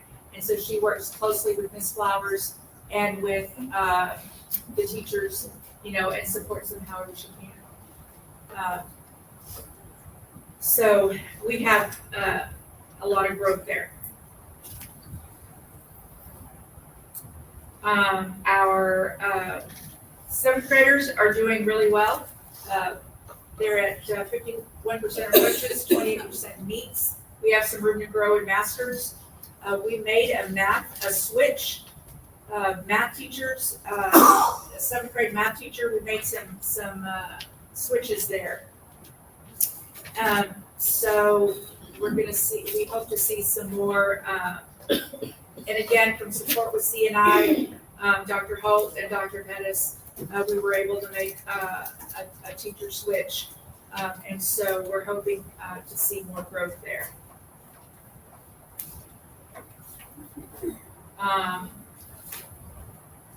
Eighth grade is at 46% approaches. Again, the meets numbers, 36%, that is trending in the right direction. For us to be at 36% at this time of the year is really a great place to be. It shows that we are trending upwards, and it's only going to get better.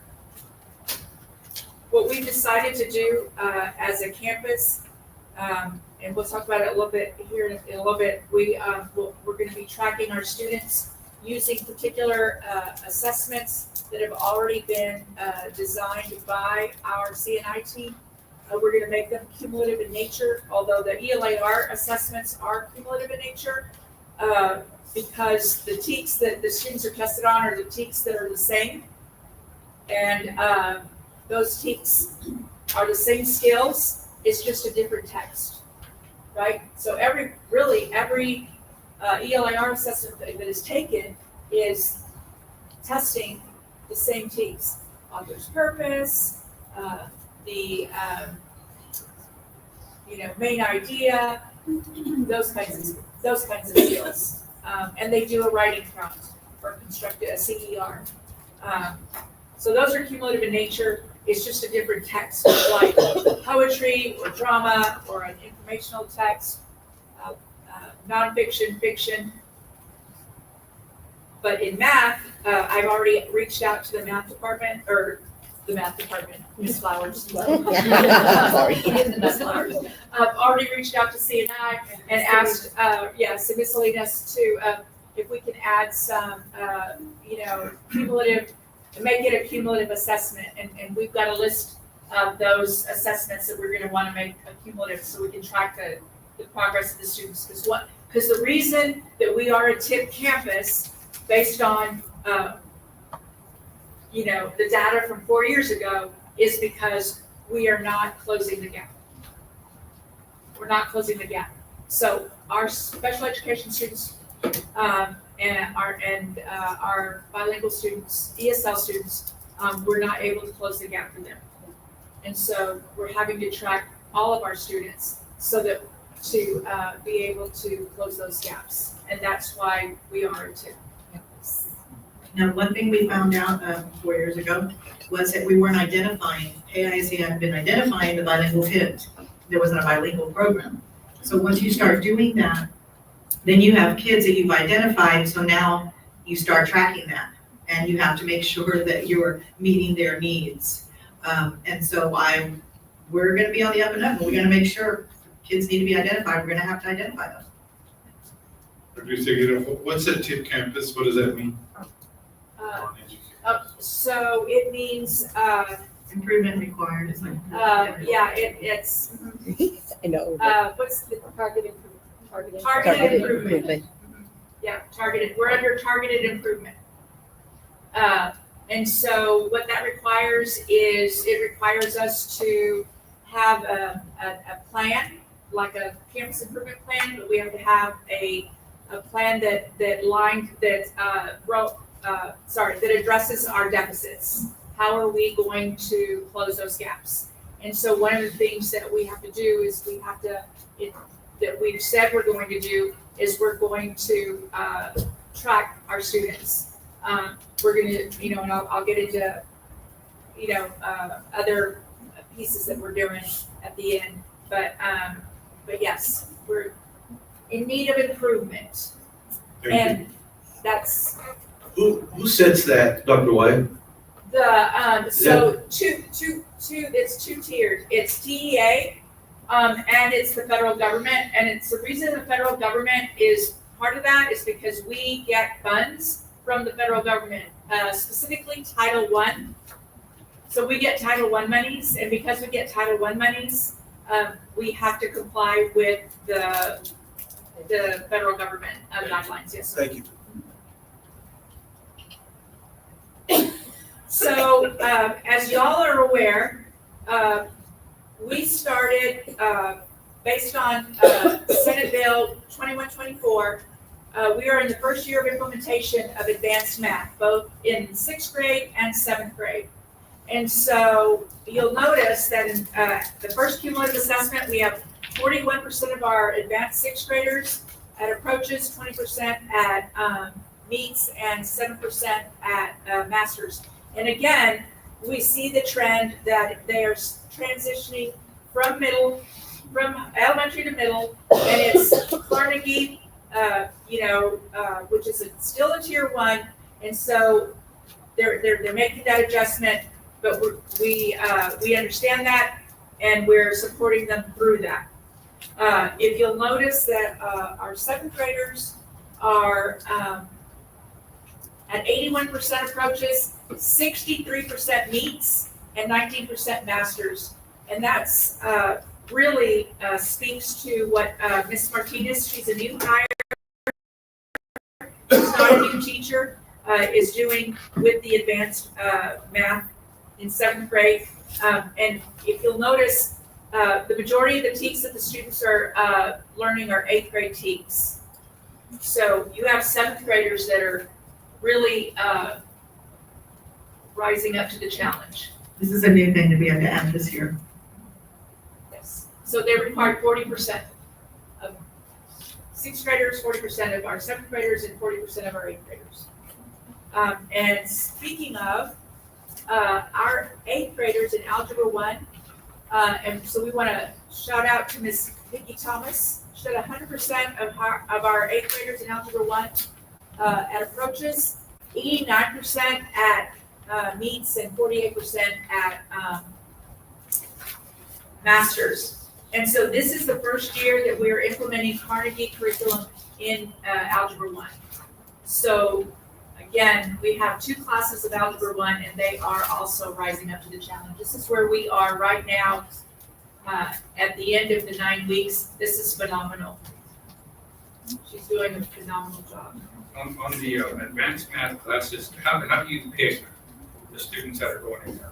Mr. Morales, that's a great question. So it's based on how they did on the STAR test. Okay. Yes, sir. Now, I will tell you that we looked at other students that maybe didn't quite reach that mark, but based on some recommendations from their teachers, felt like that they could handle, the work. And so we put them in there, and they're holding. They're rising to the Yes, sir. They're rising to the expectation. Yes, sir. Good. So some of the things that we're that I've already mentioned, we're tracking our we're in the process of tracking our students. We've already explained to you what improvement needed is. We are meeting as PLCs. One of the new assistant principals, Dr. Hill, she has an extensive background in instruction, and something that she brought from the campus that she was at. She was at a high school. Our learning walks, and we've already done some rounds of learning walks where we're taking our teachers and they're walking into the other teachers' classrooms, and they're seeing, some of the things that are going on, and they're being able to take some of those what they're seeing and taking back that to their classroom. I've told y'all how much support we've had from CNI support, and we're doing our data-driven instruction protocol.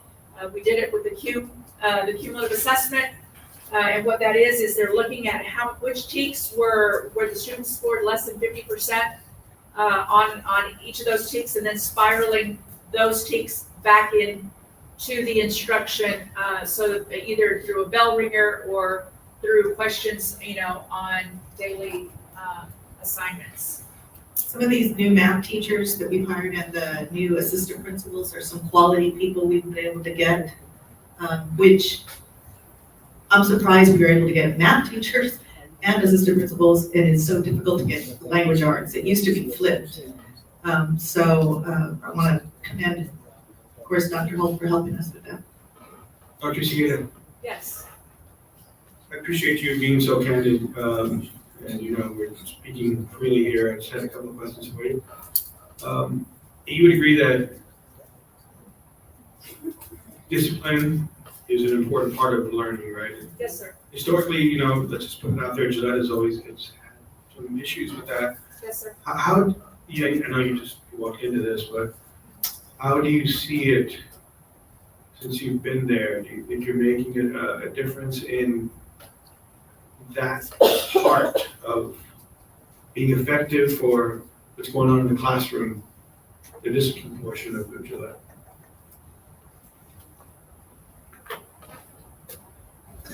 That's a good answer. Okay. So, I will tell you this, Mr. Chapa, the first 4 weeks, and I want to shout out to Dr. Sandoval because without his support, I don't think we would have been able to do what we did. But we cleaned up Gillette Middle School. We have a certain amount of spots at DAEP. We filled all those up, and we needed more. And Dr. Sandoval opened up another number of spots for us because he knew that we needed to send a message that we weren't messing around. In fact, I laugh. I will tell you that one of the safety officers said to me that several students, after about, first 2 to 3 weeks, said to him, "Dr. Y don't play." And they said, "No, she doesn't." The word mean, I'm sure other adjectives and verbs have been associated with my name, comes up quite often. But it's not mean. It's, I was that, not the making the bad choices kid, but I was that brown child that's walking the hallways in Gillette, that economically disadvantaged. Parents dropped out when they were in 8th grade and in 11th grade. Didn't have support at home. Total dysfunction family. My brother and I joke about how we probably could have been on Jerry Springer. I was that child, and teachers made a difference for me. And I have always seen my job as giving back, paying it forward. And so if that translates to them, that I want them in class, learning, doing what they're supposed to, not having their cell phone out, not using profanity, being on time, doing what they're supposed to. If that's what mean means, that's okay. Call me mean all you want. But we're not messing around, Mr. Chapa. And I don't know if y'all have gotten phone calls. I don't know, if we're being blasted on Facebook. I'm not on any of those social medias where that's happening. And I don't care. Because at the end of the day, these children are going to grow up and they're going to become members of this community. And the only way this community survives is if they're educated and then their offspring benefit from that. That's the only way this community survives. And it's our job as administrators, as teachers, to make sure that happens. And it's not going to happen by having low expectations for their behavior or their education. So with that, changing the culture and things comes with your staff, but also with the support of this staff in this building, as you stated with Dr. Sandoval opening more. So that's that support. And you're gonna have people upset calling us, calling the super, and it's gonna have to be, you're gonna have to be that wall for you, that support. So you make this decision, you've done your investigation, did everything you had to do as a principal, and followed the line, then you have to have that support at the next level, because it's gonna always come to the next level on certain cases. Well, thank you for that, Mr. Morelos, because get ready, we're fixing to implement the tardy policy that's at the high school. Been there, done that, right? Because, Good. you know, and so now we're getting those students that are coming back from, DAEP, and, and we're not gonna tolerate, the same behavior. And some of them have gotten the message, because we're not letting up. We're not. We have been told that things are very different, the hallways are clear, the students are in the classroom, the students are learning. That is, that's what we are doing, and we're so, we've gotten a lot of positive feedback. And so if you're getting those phone calls, I'm sorry, not sorry. Dr. White, I thank you for being honest, like Mr. Morelos said. Well, we know we've got issues, but we also know that we have, and I wish Odie Moreno would have been at that table talk with the principal, because I think she's a principal there at DAEP. People will see it differently. Oh, I swear I see it. Thank you, Ms. Moreno, for doing what you do, because they're going over there. Oh, yes. Okay, so we cannot forget you, the work that you do, to all you can do. Because you're right, Dr. White, these kids, they have issues. And we can't just throw them aside and say, go. They do need to be structured, don't get me wrong. And Ms. Moreno, thank you for what you do, and continue to do that work with that group of kids, for that. So I didn't want this to finish without acknowledging the work that you do as well. Yeah, I visited your campus, and it's I've been there. I did that, yeah.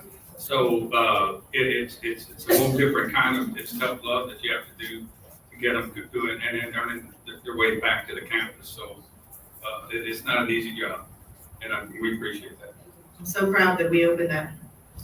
So proud. Thank you.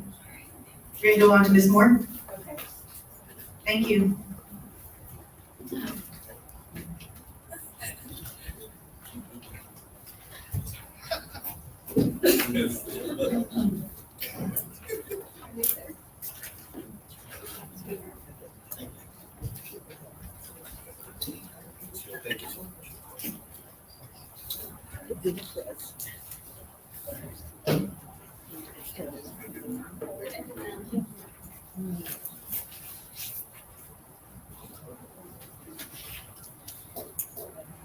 All right, good evening. I'm going to go ahead and start with presenting the data. I know a question occurred at the last board meeting about our retesters, so we added that information in there for you. This week, I've sat down with each counselor individually, and we have went through every single student on the campus, what they have passed, when they passed it, what they need, so that way we can have a plan for all of those individuals. So if you look at the retesters, our English 1 is our huge one. That's 130 students that need to retest. That is a huge amount. You'll see some of the data from previous years on what I gave you. Those 130 were the English 1 testers from last year. So on the first sheet that I gave you, most of them are, not all, because some are junior and seniors, but you can see within the last 2 years of the 23-24, there was only about 40% of the kids that were passing. So that's where that large number plays a part. English 2, we have 96. Algebra 1, we have 84. Biology, 47. And U.S. History, 23. And so looking at that, we've started to hire some tutors. We have a U.S. History tutor that has come back. And so she is working with all the students that need to retest on U.S. History. We also set up, and I was just telling Ms. Moreno, that she works 2.5 days because she has to stand at her hours. So on that half day, she's going to be going to work with my students at DAP and CARE that are either sitting in a U.S. history class and not getting that direct instruction from a U.S. history teacher, and also working with the CARE students that need to retest.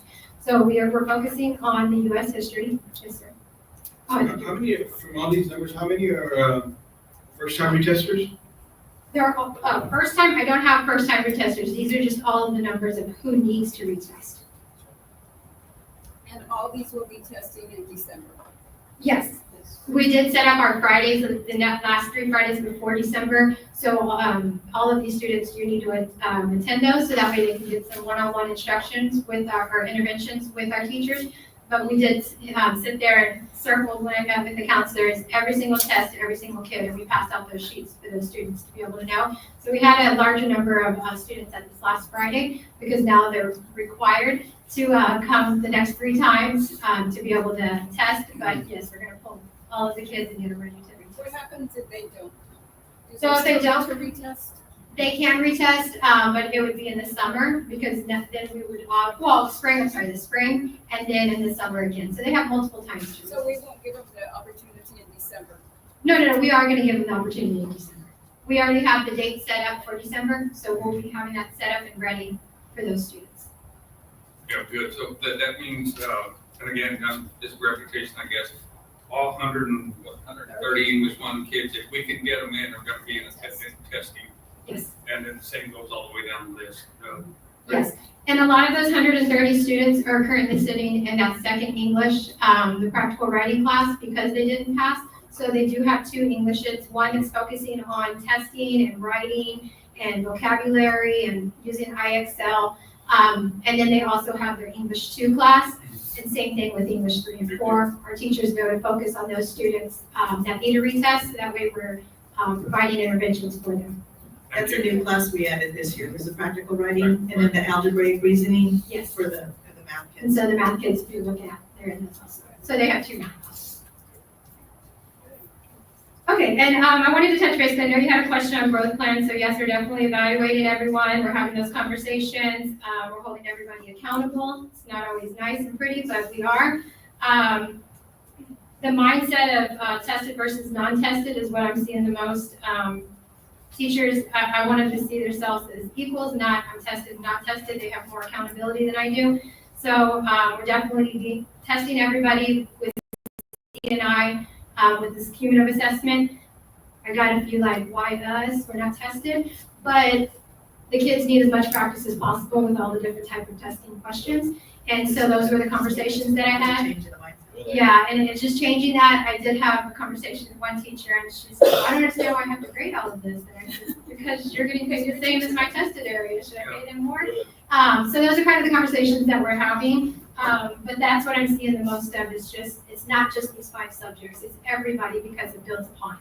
And then everything is based on students. So that's the decision. Any decision I ever make is based on students. And I also reached out to the English department to see if there's any students that are close to graduating that are getting English majors that are interested in tutoring because we can't find English teachers or English tutors. So I did reach out to him and I'm waiting to see a response to see if we can get maybe some of those higher level English teachers. Do you have tutors also for the special pops? Is there one that just deals with special pops in these tested areas? I don't have a tutor for special pops. I have tutors for algebra, biology, and U.S. history right now that helps all students. But we do have the inclusion. We changed it from inclusion to co-teaching. And these 5 subjects are really, we're looking at those for those inclusion support. Thank you. Okay, so now I'll move on. My test was similar to Gillette's. We did the one that you see on the left side. That was a STAR release test for the previous year, and it was given in November. And then the common assessment was given in October, which is a few weeks earlier. And it is specific TEKs that were given during this assessment, what they should have already learned at this point. So it is, it's not apples to apples, but it is good information on the TEKs. You'll see a growth in a lot of areas. This English 1 has 4 different teachers teaching English 1 throughout the day. And I go through and I break down the data for every teacher so we can have those conversations.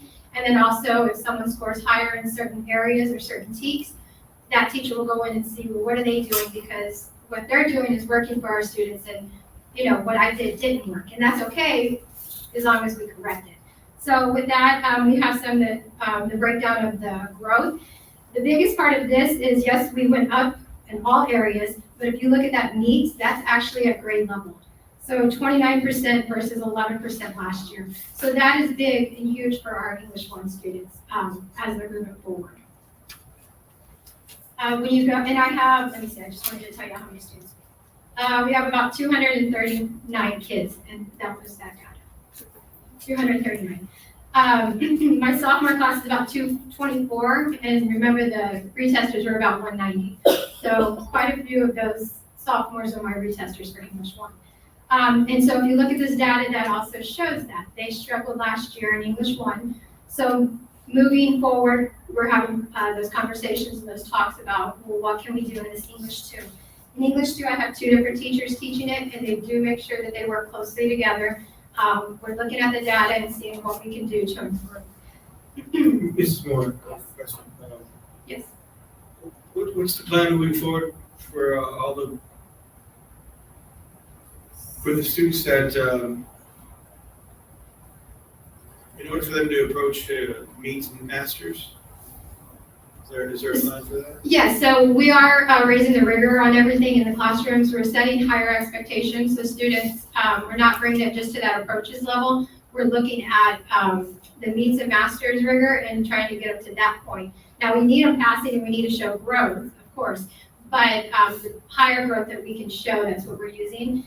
We did switch from Odell to Study Sync. Our teachers really voiced their discontent with they're Odell. discontinued with Odell, and they felt like it wasn't really working for them. And so we listened to them, and I told them, y'all are the experts. I'm here to support y'all. Tell me what y'all need. And this was something that they really, really believed in. So I told them, well, prove it to me. And so that's what we're working on now is switching from Odell to Study Sync, and they really want to use this, so they want to get better data. And we're also using IXL that's supporting our students. Anytime we do bell ringers or anything like that, there's a program that the state, our TEA, has allowed us to use to be able to help get those tutoring hours for our house school kids, and then also be able to strengthen them. It's just one more program that we have. So that's the two programs that we're using in English. Okay, if we move forward, we're looking at algebra. Algebra, I do have 2 teachers there. I have a newer teacher, and then I have a vet teacher. We are using Carnegie. They are there all the time. Ms. Flowers is always there ready to help the students. We did have a walkthrough today. We are pending a tutor, so we should have a tutor very soon. We're using word of mouth, trying to figure out who is available, who is interested in doing it. So a lot of times it's one of our parents that's helped us in previous years that has the background in the different subjects. So we found someone for algebra, so we're just waiting to get her on board. On this one, we had 183 students that tested, and we're a little below on the approaches level, but a lot of those students moved to that meets level. So you see we're at 3% at that grade level, and now we're at 20%. So as long as that one's growing, I'm okay with approaches, a little less than what it should be, because meets is what we want. We want them at grade level. So the program's really working. It is a newer program. I did use it at my previous campus, so I'm familiar with it. But I think just getting the teachers on board and them understanding how to use it, it's working. And you can see it in the data. Our biology, we have 2 teachers. U.S. history, I skipped. U.S. history, we have 2 teachers. This data, I actually had to have some conversation with because they did go down in both areas except for masters. So we had that conversation of what's going on, what's happening. The teachers mentioned that this is probably the toughest grade level or toughest year to get just kids on track. We dove into why, and I know last year they had a permanent sub the whole year. So usually as you're growing, World history will add some things that US history needs, just help support them so they can move faster in the TEKS when they're in US history. And they didn't get that, and so they're having to go back and look at that. It was one reason that they were talking about. And so I think that's the biggest part. With the decline on this, teachers promised me that we are going to get where we need to be, but we are going to stay on top of it. Also, 11 out of the 17 questions were interactive questions, and that's 65% of this cumulative test, and the STAR is only 25% of those kind of questions. So if you look at that, they had a lot of those type of questions and started related questions in this. Yes, sir. How Mifflin and Harcourt, they used to do all my books when we were in school. Is this just like a supplement of, what is this exactly? I just know them to be, produce publishers, thank you. So, So is there like a separate little assessment that they have or supplement or? No, there's not a separate assessment. It's just the assessment. We built the assessments. Oh, Yeah, we built the assessments. It didn't come from the author of the books. So that's internal. Yes, C and I built the U.S. history, the English, science, everything. They built It's built for Starbreaker. Oh, Starline. And Starline, and we use TEKS Bank as well. So. And is that just to save money, or you didn't want to get it, but you have all these other ones that we use, or? No, what it is we take the assessments, the STAR assessments, and we kind of change up some of the information. So it's really a STAR-aligned STAR release test that we utilize, and then we use our TEKS Bank. And we do pay for that. That is something that we use, not just for U.S. history, we use it for the whole district. And then we also have a tutor that's a retired history teacher, Ms. Rabe. So she has come back and she's really working with our students. So I think that number's going to Pretty good. grow. If you see the approaches from last year, it was at 39%, but at the end of the year, it was at 89% on STAR. So, they're gonna get there. Yes, definitely. And then our last one is our biology. Our biology is really, really doing a great job. We have 248 students. We do have 2 teachers within there.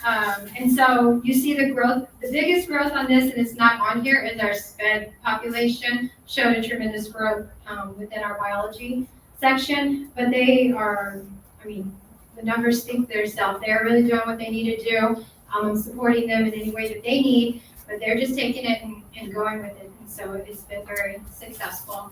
We did have a tutor, but now we may not, because I definitely believe that everyone needs to be there for the students, and you need to be there to do what you need to do. And I'm a little stern when it comes to making sure you're there for our kids. So I don't know how that's going to be right now, but I may be looking for a new one. We'll go from there and see, just in sense what they decide.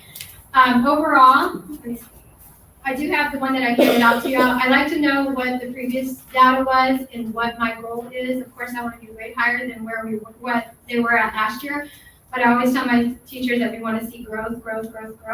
And so I like for them to be able to see where they've been the last 2 years and where we need to go to show that growth. So that's where this breakdown is. You can see the number of students when they tested, if it was in the spring or the summer.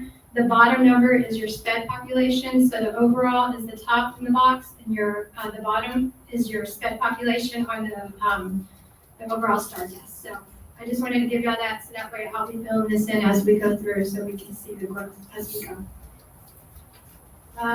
One other question that y'all had is the biggest challenge, or how can y'all support? Just the importance of the kids being in school at the high school level. You'd be amazed at the reasons that students are brought out. Haircuts, job interviews, pictures for Sweet 16, babysitting, so they can, these are real, legit. So just getting the message out that it's important for our kids to be there. Some of the parents just pick up for any reason. And so just that importance of the kids, we're getting them in class. We did the tardy policy, the halls are empty, the kids are in class. We just need that support on not pulling them out, because, and I've had this conversation, there's nothing really in writing for us to keep them from pulling them, but just getting them there and letting us teach them. And our biggest success is the teachers wanting to see the success of our students and in the buy-in. And then I guess, questions? Yeah, I was gonna just make the comment, do you feel you need any tutor in the English 1-2, any extra help there, or for the special pops that have to take the regular test, do you feel they need more help there? Or do you feel we need that tutor? Definitely. I would hire 2 tutors if I had that option right now, but we just don't have the applicants that are interested in doing it. But definitely, if we had it, we could pull them out and do the breakdown and get that more small group and show our interventions going on.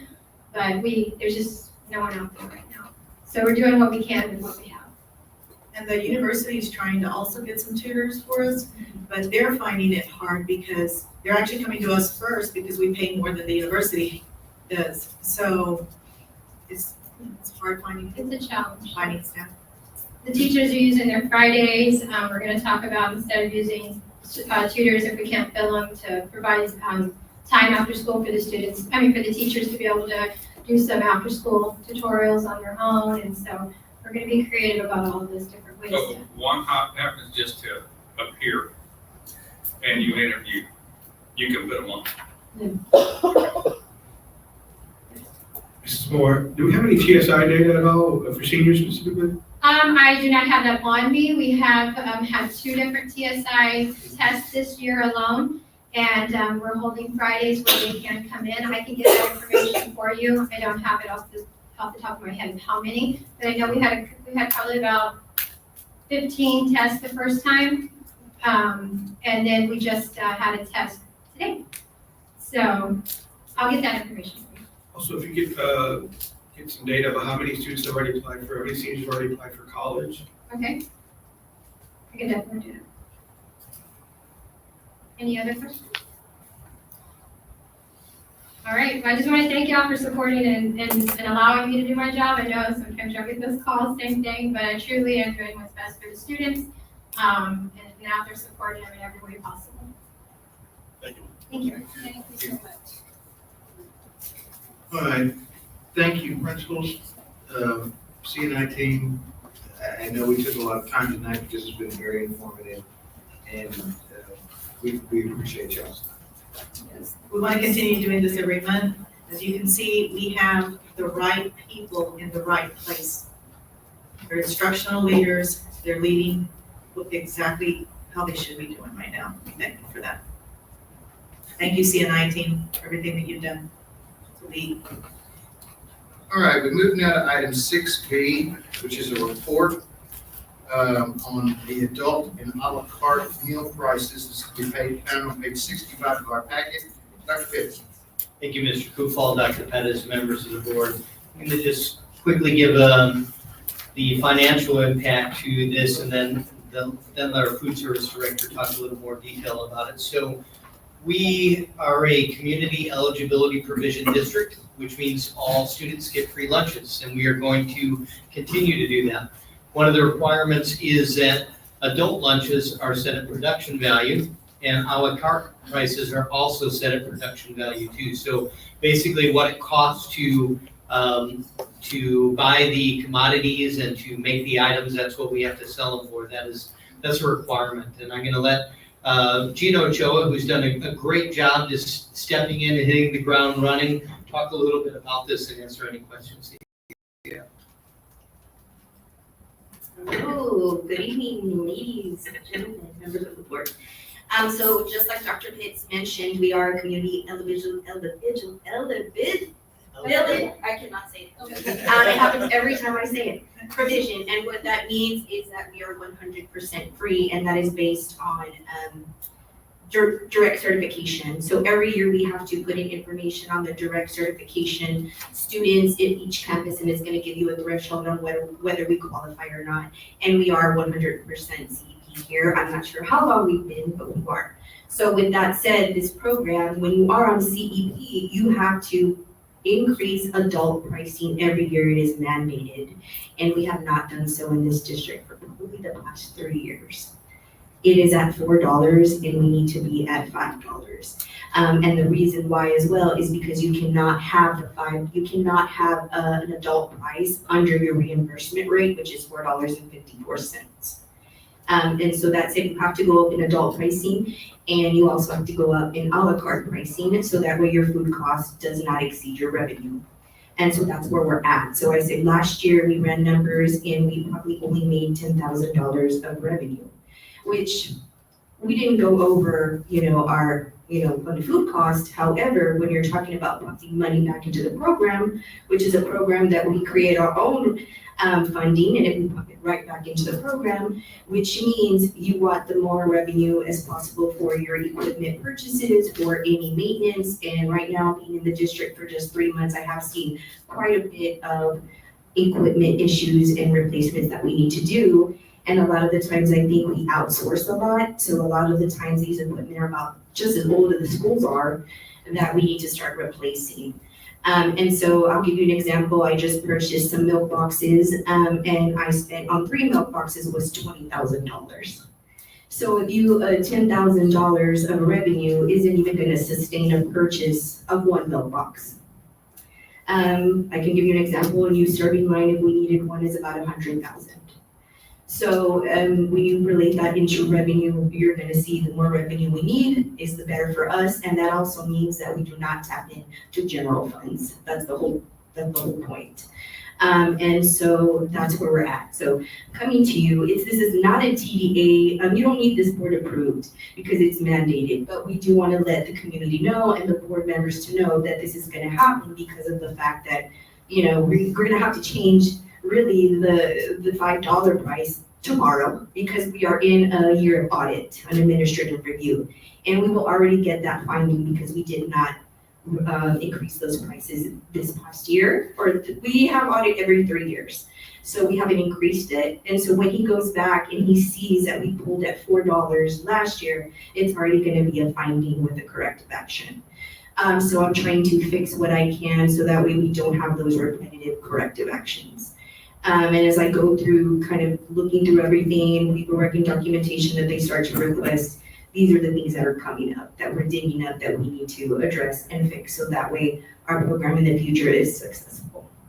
And Ms. Ochoa, I want to thank you because you've had a fresh set of eyes. You've come in and did exactly what we needed you to do, was review things and just make sure that we are in compliance with them. Of course, no problem. I'm happy to be here. It's been I've been here 3 months, and so, just trying to improve the department and provide whatever they need that I can get them, so that way we provide meals, quality meals for the students, because we all know that, these kids need their meals so that way they can sustain their, mental health throughout the day so they can complete these assignments. So really that's what I have for you today. A la carte, we have them priced kind of significantly lower. So we'll probably have to raise those prices too, because there's certain things that we just are selling, say at 50 cents and the cost is about $1.30 or $1.20. So basically we are really losing out on that type of revenue. And so, like I said, the more revenue for the department, the better. We don't tap into general funds and you never see me. So that's really all I have for you. So very light information, nothing you have to really focus on. Yes. A lot of people don't know about what food service entails, and so there's a lot more to it on the back end. It's a lot more of financial and budget. And so it's a lot of work. So, just so you know that the prices will increase, and so will a la carte. And then, which really won't make a big impact because we only have 2 schools that sell a la carte. And my goal in the future is to have everybody selling a la carte so that way we can take advantage and that we can give these kids, just not a reimbursable meal, but they can have the option to purchase ice cream if they wanted to every day, or chips, and they don't have the option. And so some of them go and say, well, how come my high schooler can and my elementary can't? And that's more of a campus decision. So it's just trying to get with principals and trying to convince them that this is a good thing for them. So that's my goal in the future, is just try to push that so that way we can continue just growing the program and the revenue to sustain everything that we have to do. And raising prices is difficult. I mean, it's a difficult. It really thing to is. do. So I'm sure there was no, like I'm sure previously, it may have been something that maybe they were trying to hold off on, Yes. to not burden, the Yes. adults buying the meals. But when it comes to a point of, okay, now it's time for audit, you gotta make sure. Yes, that yes, we're yes. upping the charges. And they will give you findings for things that, they're obviously gonna look at 23-24, and they're gonna look at 23-24 procurement. And procurement means that's the financial piece of how we procure things in the department. There's micro, macro bidding, everything that you have to do that entails with purchasing. So it's not an easy process when you have to go out for bids or you have to get quotes and purchase those large items, and they're very, very costly. So like I said, when you say $10,000 of just gain revenue, that's just half of a mailbox per se. So yes. Does anybody have any questions? Mr. Choa, Yes, sir. I know we just met you by name when you Yes, came sir. to us, so we're glad, and I'm glad you're aboard. Your kitchen around the district, do we need anything? Right now I have several pieces of equipment that I try to continue to fix, like ordering parts, and then they keep going out. I think it just depends on what company you go with and how well they do the work. And if that happens, first, how it goes is we go to the maintenance and they say, okay, can you fix this non-fixable? And then they deem it that it's not fixable. And then I have to go out for 3 quotes and get those amounts of what they need. And then we decide, go to Dr. Pitts, take him and say, these are the amounts.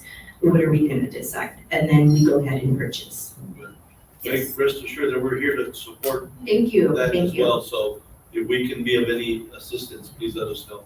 Thank you so much. You did say we don't need to vote on this, it's automatic? Correct, this is not a topic that needs to be voted, but we thought that it was, respectful, maybe it's right to tell you, let you know that if you had any questions from parents and teachers, because when prices go up, it's not something that takes lightly. And so just to keep in mind that even when we do Thanksgiving meals, Thanksgiving meal is very costly. It could be anywhere from maybe $1.75 to $2, and we're only selling it for $4. So you're really not gaining anything, or you could be losing if I sat here and did the calculation. But yes, so you probably will have some stir up coming if we get together with our Dr. Pitts and decide what price the turkey weights are going to be, because $4. The minimum would have to be $5, right? Because we're raising the price for this year. I don't want to say other districts, but we food service is a little bit different because you're comparing food cost and price and things like that. And so most districts are at either $10 to $12 a plate. An example would be here at Epiphany, they have for $10 a plate. And so $4 is very, very significantly low, and we're really losing. I would love to give plates out for free if I could.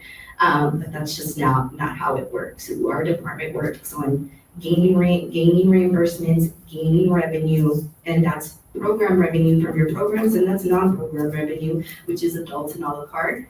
And that way we don't, it's its own business, it's its own generator, and we don't seek for the district for monies to pump back into the program. So that's the reason for raising prices.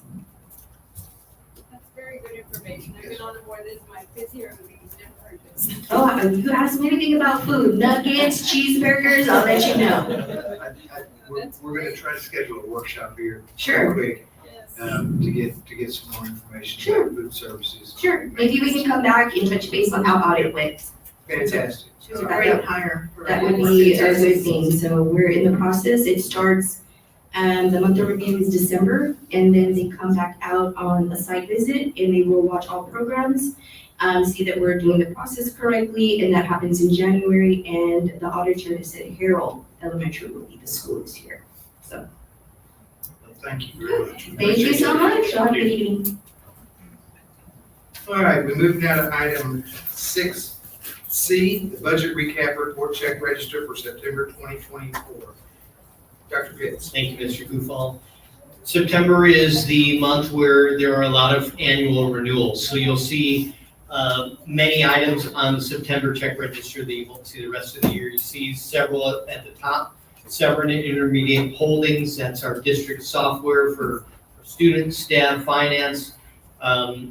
School comp, even though you have workers' comp, usually $10,000 to $15,000 a month, we have to buy stop loss insurance for any big claims, so we have a big expenditure at the beginning of the year for that. Texas A&M University Kingsville, $50,000 to lease the football stadium for football games.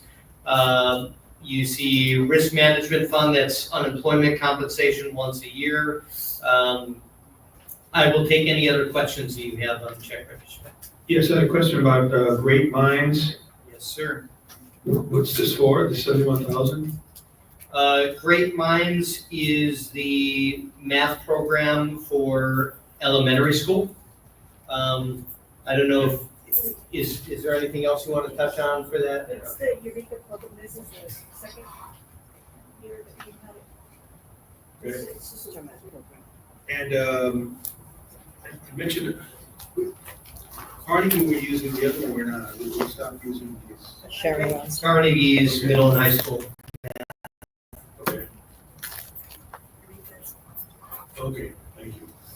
Dr. Christopher College, last question, sir. How many hours do we, on student tuition?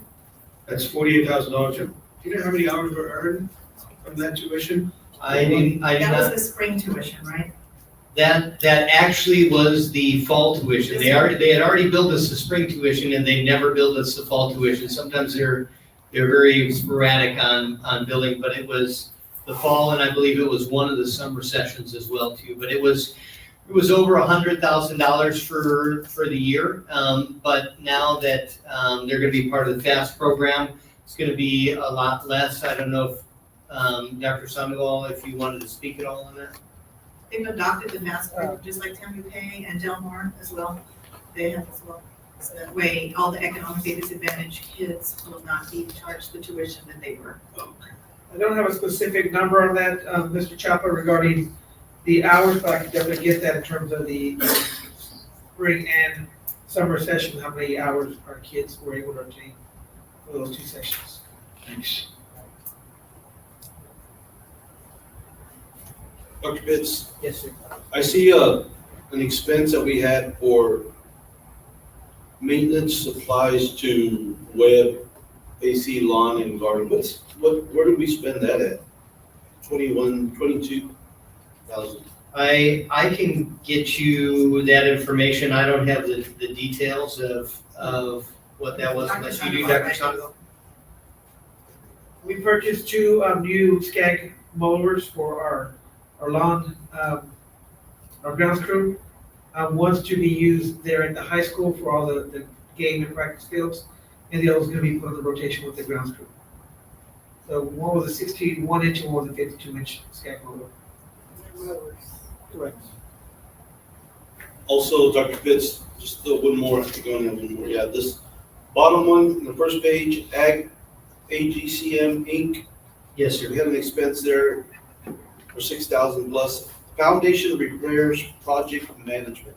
What is that? Yeah, so you're aware that underneath the foundation, there's a drainage problem where it floods.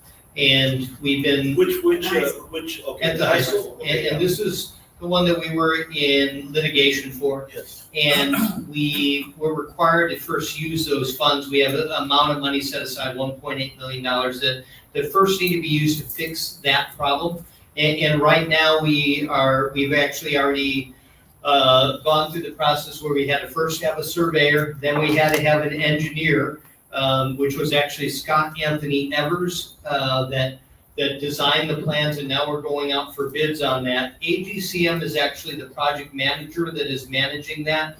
And then once we get the bids, we will bring those to the board. That'll be at the November board meeting, where we'll bring it here. And if we can, in November, if we have them ahead of time, we'll be able to bring them to a workshop. But they're working on repairing the drainage at the high school right now. AGCM presented here, I think they were in a workshop when they had presented here. If I remember correctly, Ms. Guzman was up there presenting about that. Dr. Pitts, on ESC2, professional development instructional software, Is that for both? Do you have? Yes. So every year at the beginning of the year, we also have software, Teaks Resource Management System that we purchase for the year. But also we send many employees there for professional development as well. So then it's two expenses added into one? Yes, exactly. What you see on the check register is everything we paid to the service center in September. How much of that is PD and what PD was it, do you know? You want to share some of the PD that they've already gone to, Dr. Vincent?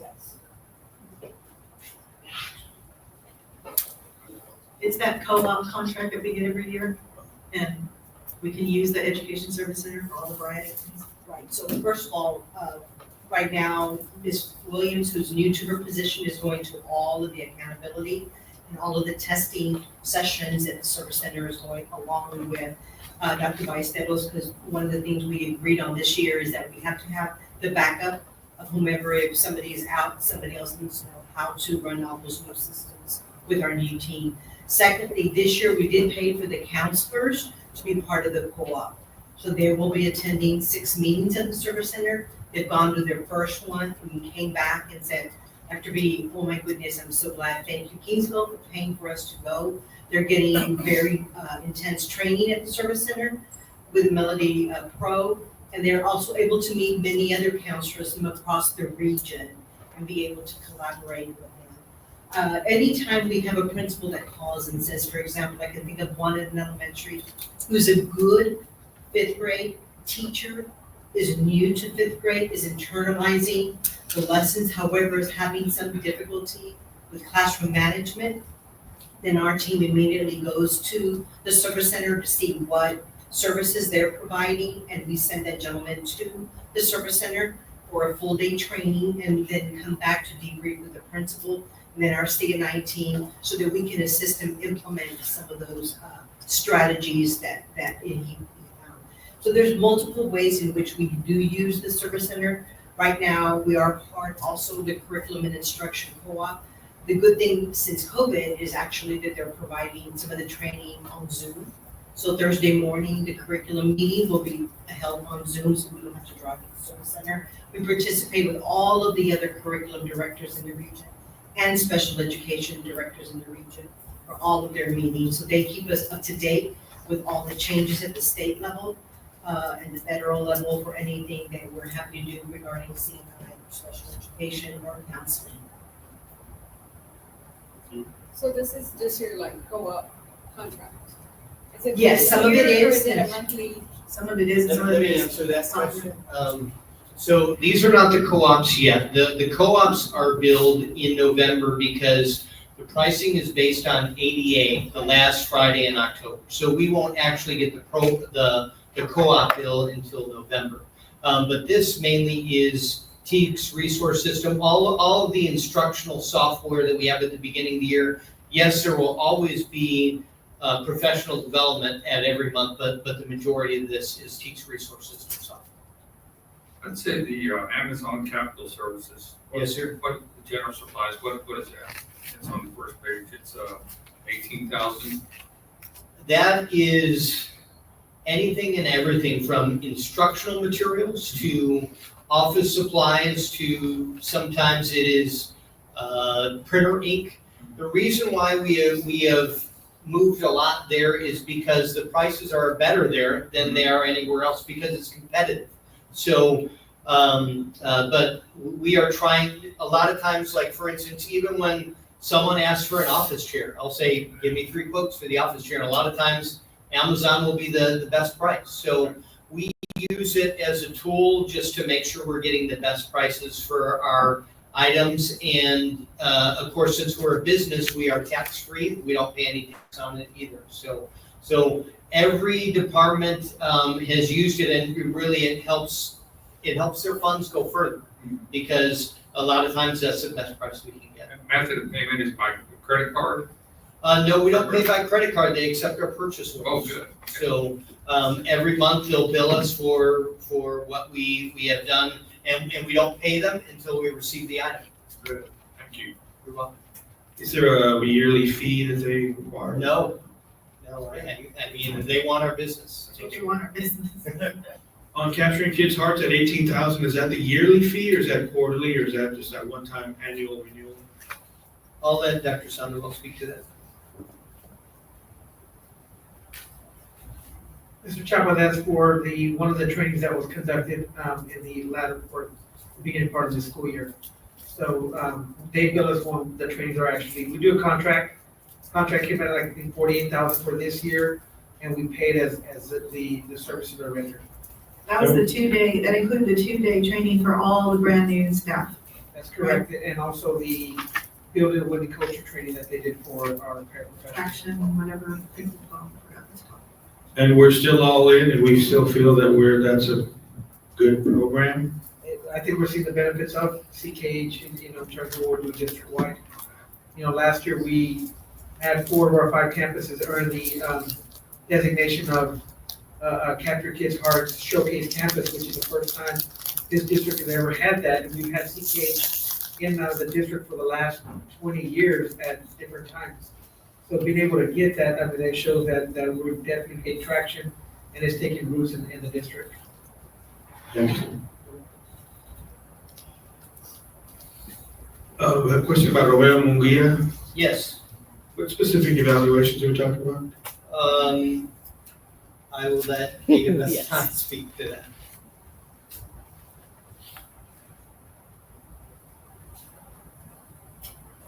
Yes, sir. As you recall, last year, we had an LSSP in our department, and she did leave our district, so we've not been able to hire a full-time LSSP. So he's our contracted LSSP. He does all of our psychologicals, he does all of our autistic evaluations. Okay, thank you. Any further questions, Dr. Pitts? Last one, NWEA, on the second page, 3,012. That, well, let me call up Olivia Vice to speak about that. That's basically our map testing program. Is that on the map testing? Yes.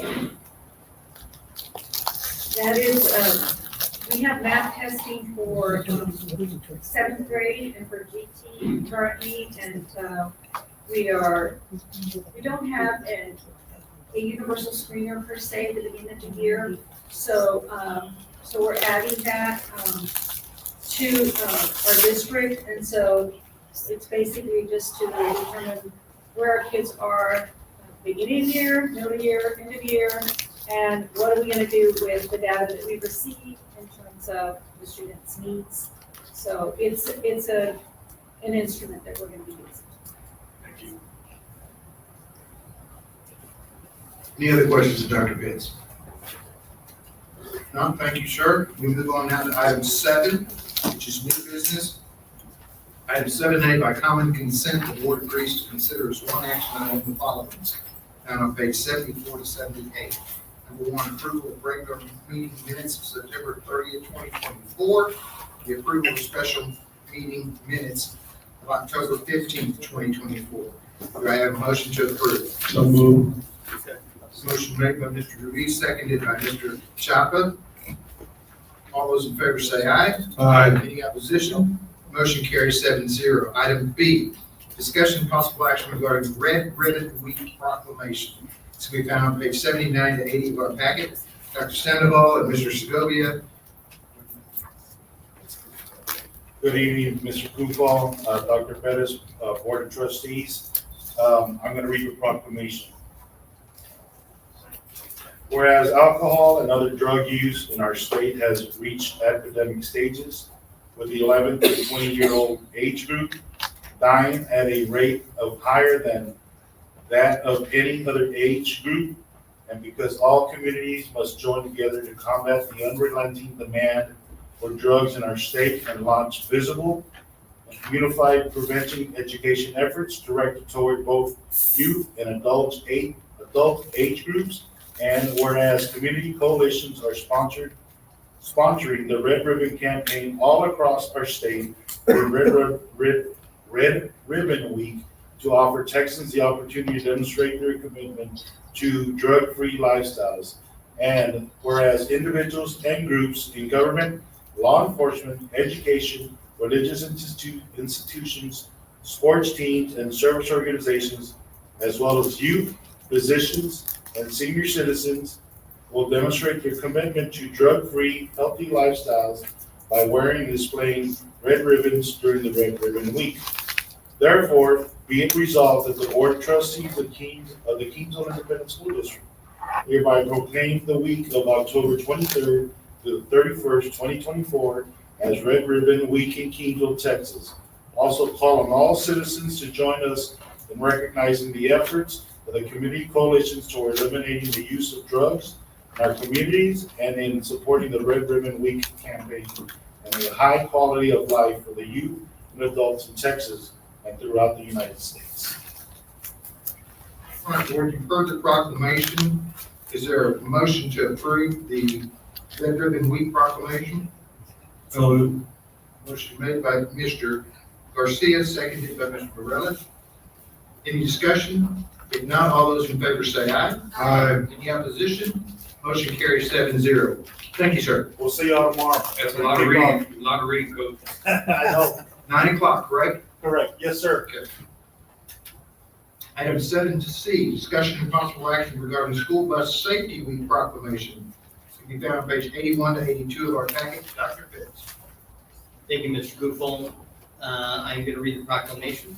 Whereas the Kingsville Independent School District recognizes that the importance of protecting the safety of Kingsville school children extends beyond the classroom walls in the school building.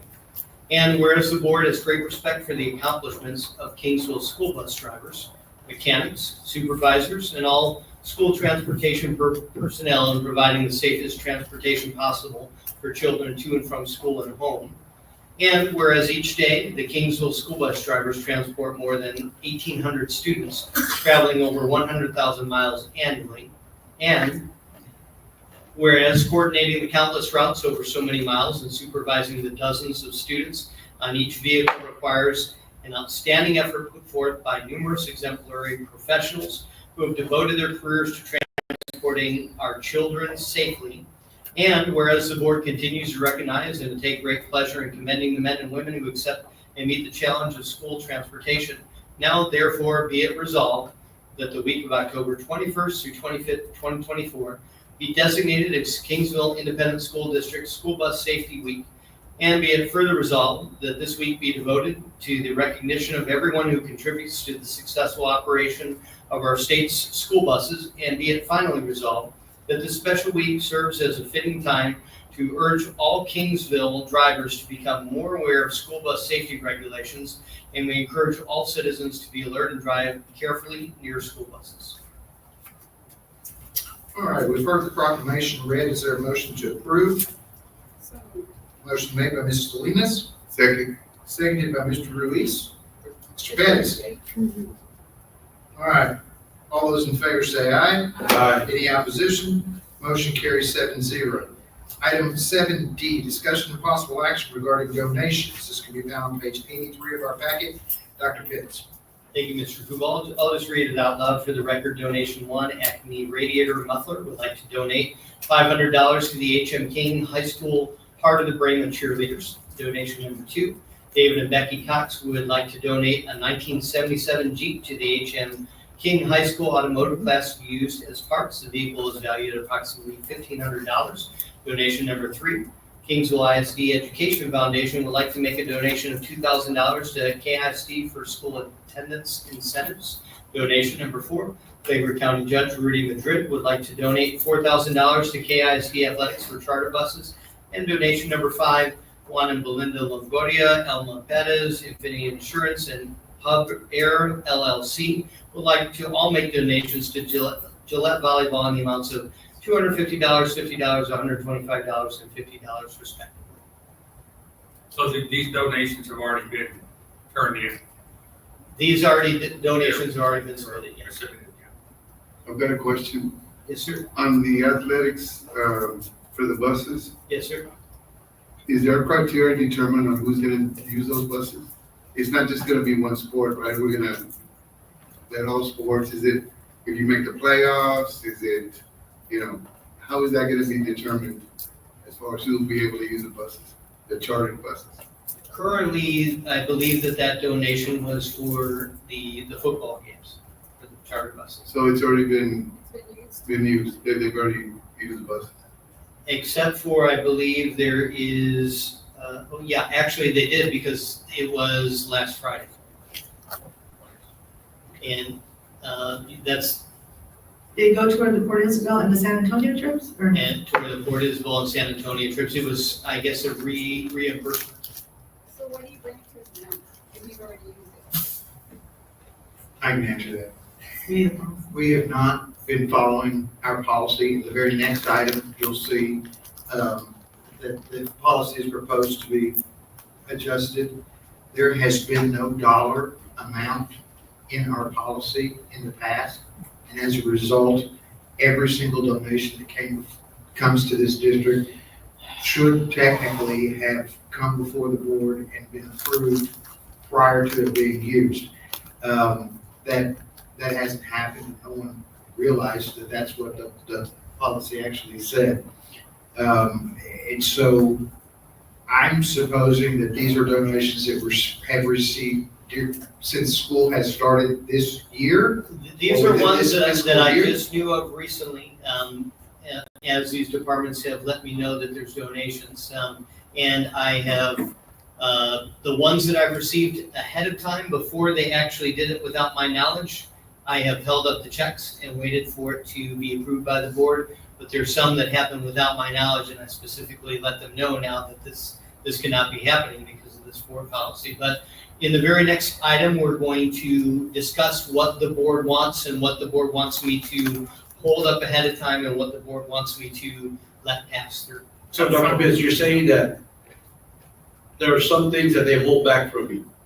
There are some things that they did not know that they needed to Like how many make me others- aware of. Like how many other donations has you got? So for instance, like on a weekly basis, there are donations of water or pizzas to, let's say, students that stay for band practice, or like Kingsway, I found out, was donating money for football pregame meals. So in the very next item, we're going to discuss which ones does the board want me to, because like, do you want me to say that they cannot have the pregame meals until it's brought to the board? Like, those are the type of things we're going to discuss next, and I want your input so I know what you want me to hold up, and then I can communicate it to the campuses of what needs to wait till the next month for the board meeting and what can go through ahead of time. As long as it doesn't go over the 500. Well, we're recommending that, the 500, but we didn't have that before, so that's why we're bringing it to you. Before, there was no dollar limit, so theoretically, if someone donated cupcakes to somebody's birthday, that would need to be approved by the board. So on these large donations, how was the payment made to, for example, charter buses? Did that come out of this building? I did not pay for the charter buses, that did not. Yeah, well, how did they get paid is what I'm asking. Do you know? Does anybody know? That's something that I'm gonna have to research. Okay, I mean, I'm happy that they were able to get the buses and Yes. go, but I just want to know what method. Yes, I don't know if it was purchased through the county, or I'll get some information.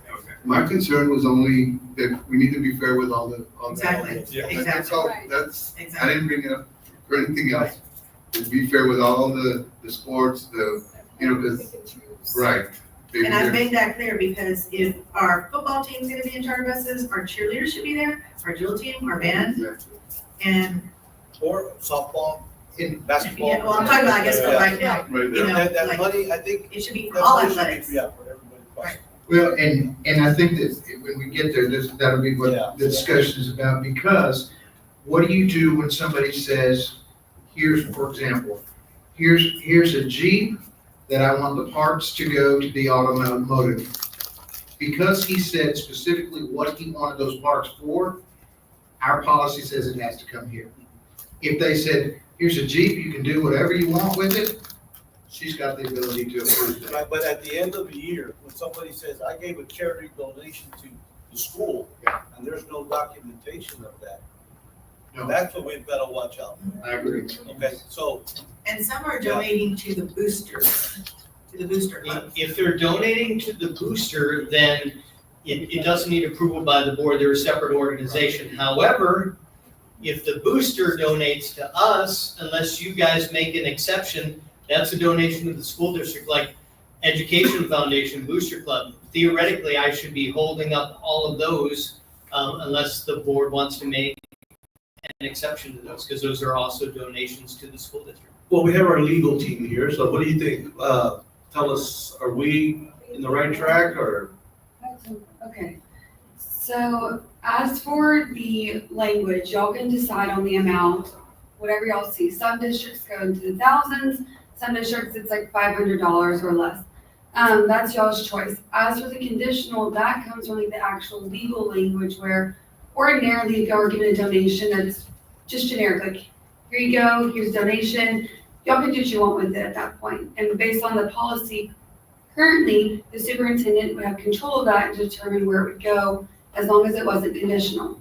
However, if there is a conditional clause, yes, y'all do have to follow through with that as long as obviously it's still legal. And also y'all don't lose control as the board of like school policies, so to speak. So the conditional thing does matter, but it needs to be mindful that there's not any violation of the law, so to speak, and that's your concern. As for the booster club situation, if they are, it's under, I believe, either GE or GF, I think it's GE.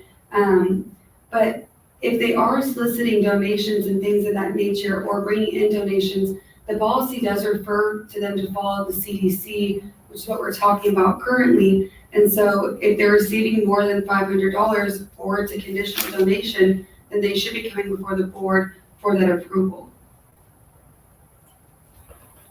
So like, let's say, we make the playoffs, let's say we make the playoffs in any sport, and, we find out like it's a quick turnaround. Okay, we're gonna play in, wherever, Houston, San Antonio, wherever we're gonna play. And we have to decide if somebody says, hey, I'll pay for all of y'all's charter buses. What can we legally? Because that would be over $500. So Right, theoretically, that would be it over would need to 500 come for before sure. the board, and do we wait? What do we call a special board meeting?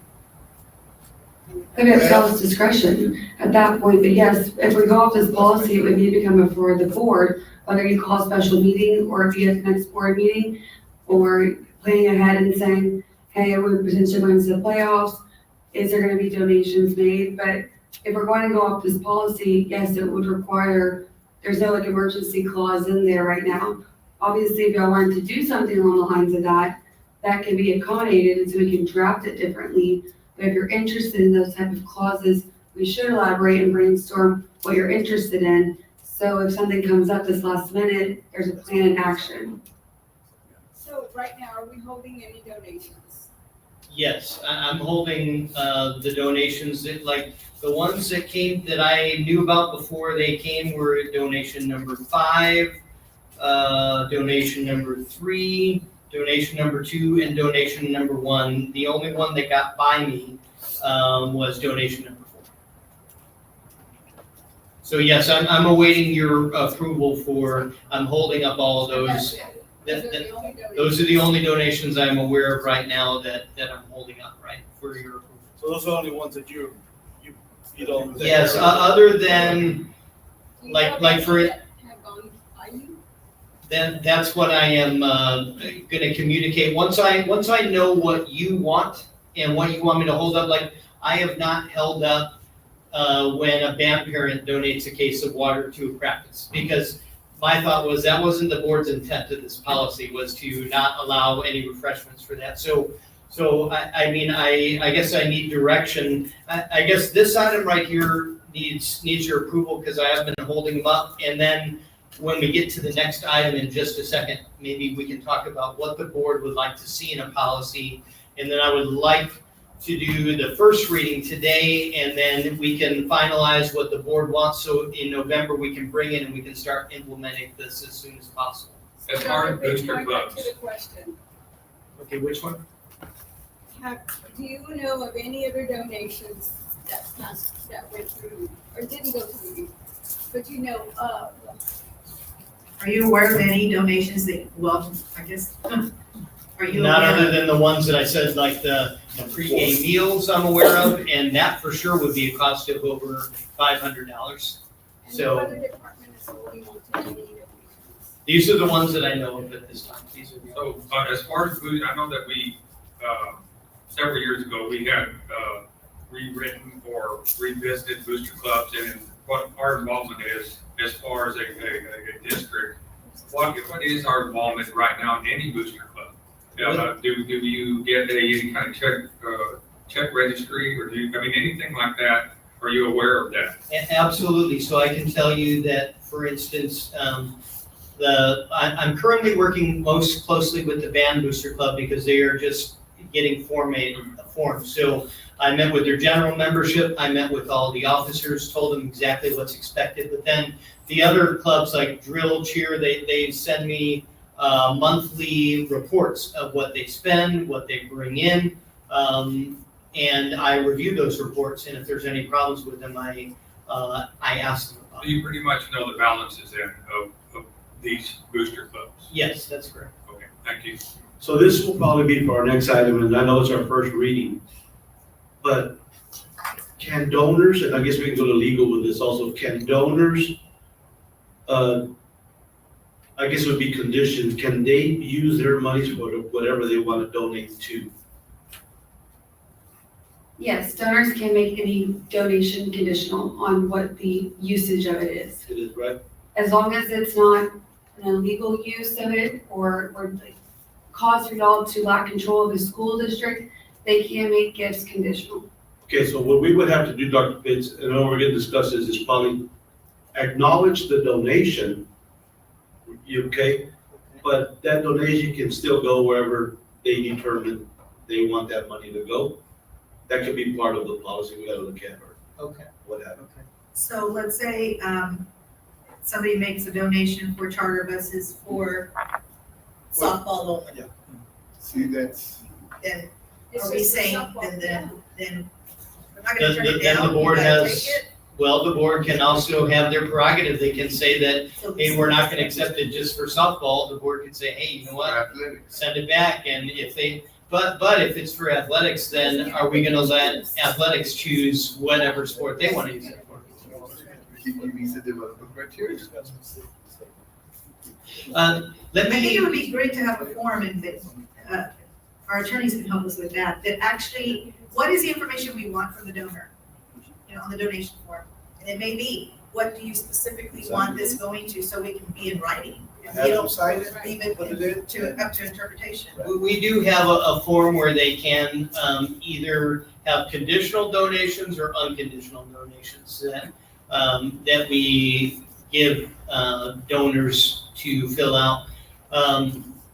But, okay, Dr. Pitts, hold on just that thought real quick. If we have an unconditional donation Yes, sir. and we don't use it for that year, where does that money go? Or does that automatically go back into the general fund?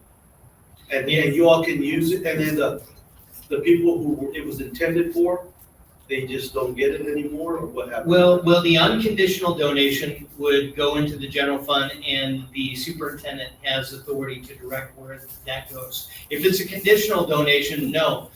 It only goes for that intended purpose. Okay. Now, we need to educate all our sponsors, our teachers, our Absolutely, coaches, our yes. directors, that when they are getting donations, they need to make you aware of it. I just sent out something to them, but I need More to, clear about right, that. exactly. But I need to know, like, what does the board want? Like, for instance, if the board doesn't need to see small donations of food or water or refreshments, that's fine, I don't need to worry about that. I want direction on, do you want anything over $500? Or do you want, is there ever an exception? For instance, the Education Foundation donates things to different teachers if they win a scholarship or something. Is that something you want me to hold up if they have a $500 check? Or do you want Education Foundation to go directly through and it doesn't need to come before the board for approval? So I need to know if there's any conditions, or as Dr. Pettis said, like, what if That's something they earn. that's a And just scholarship. and just to acknowledge, that's a good example, but just to acknowledge the foundation, say thank you. You know, it's just courtesy to, thank you for the, you know, but, so I don't see any problem with it coming with us, just so we can acknowledge that.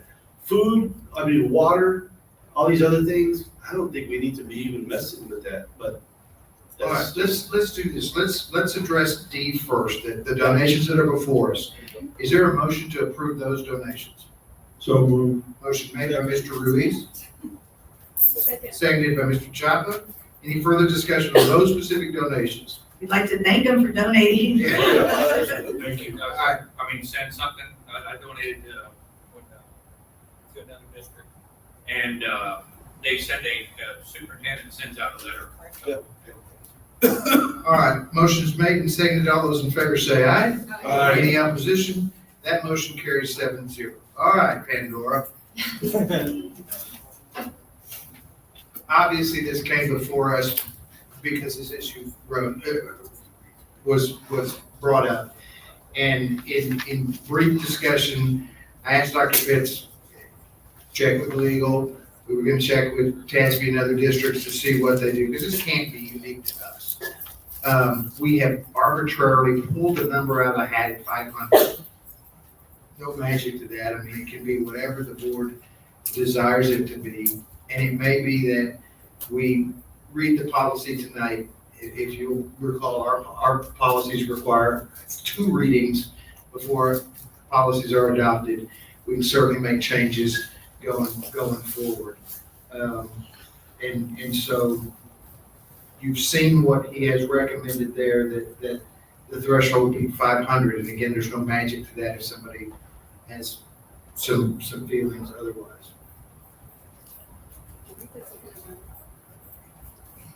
And we can change it at any time. I mean, we can, policies belong to us and they can't be changed if we find it to be too cumbersome.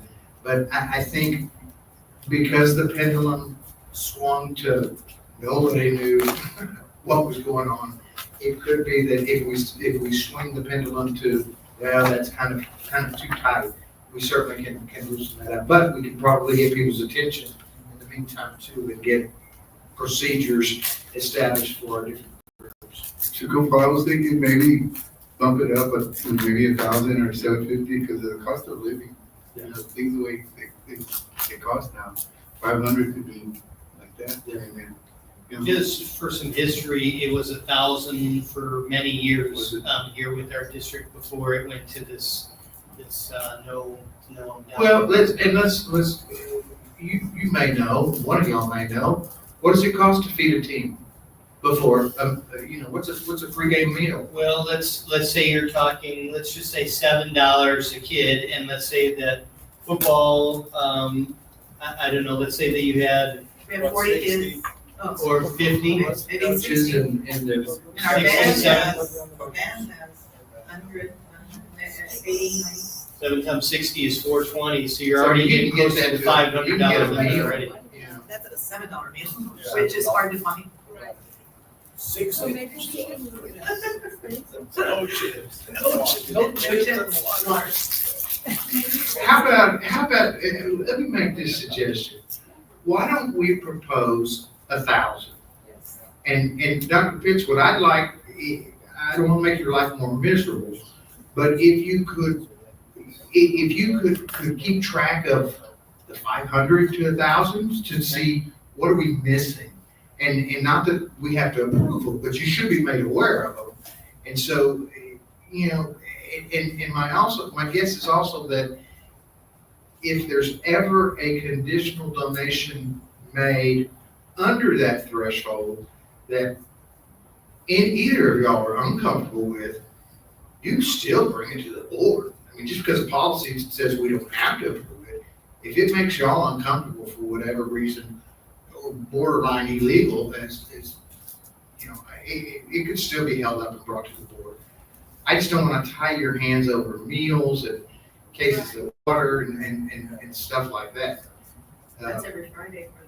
I think 1,000. So how would boosters be affected with all this? I mean, Let me defer to legal on that.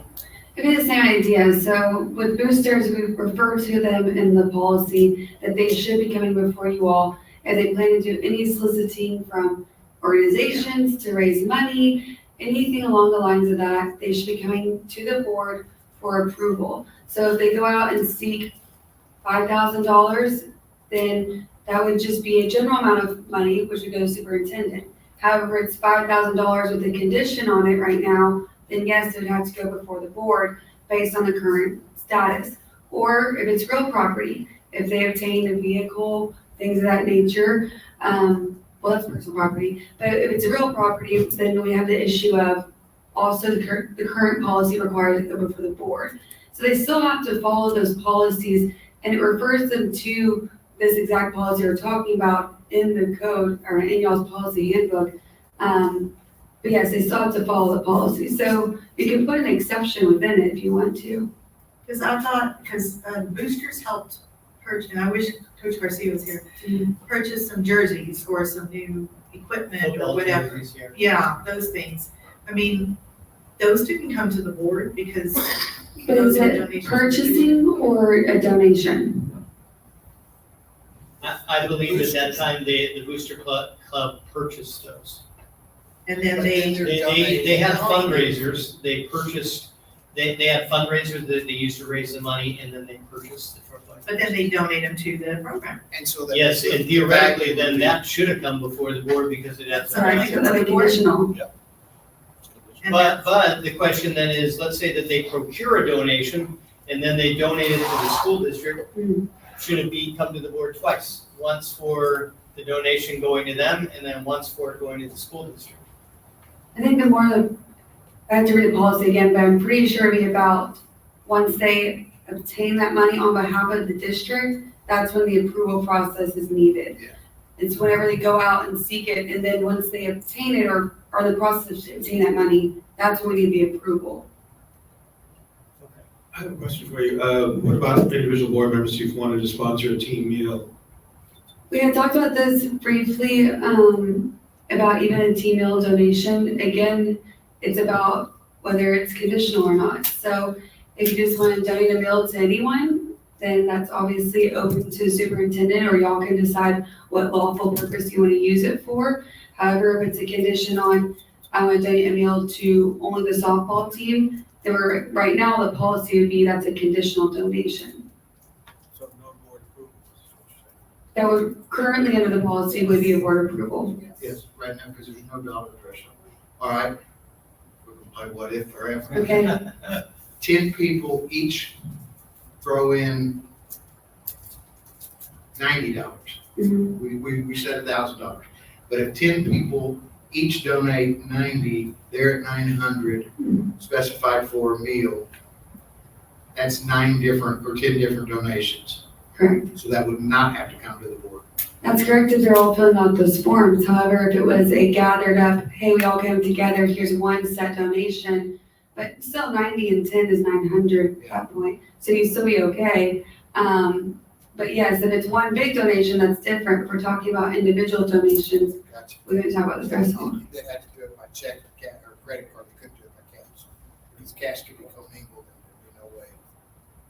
No one really would care.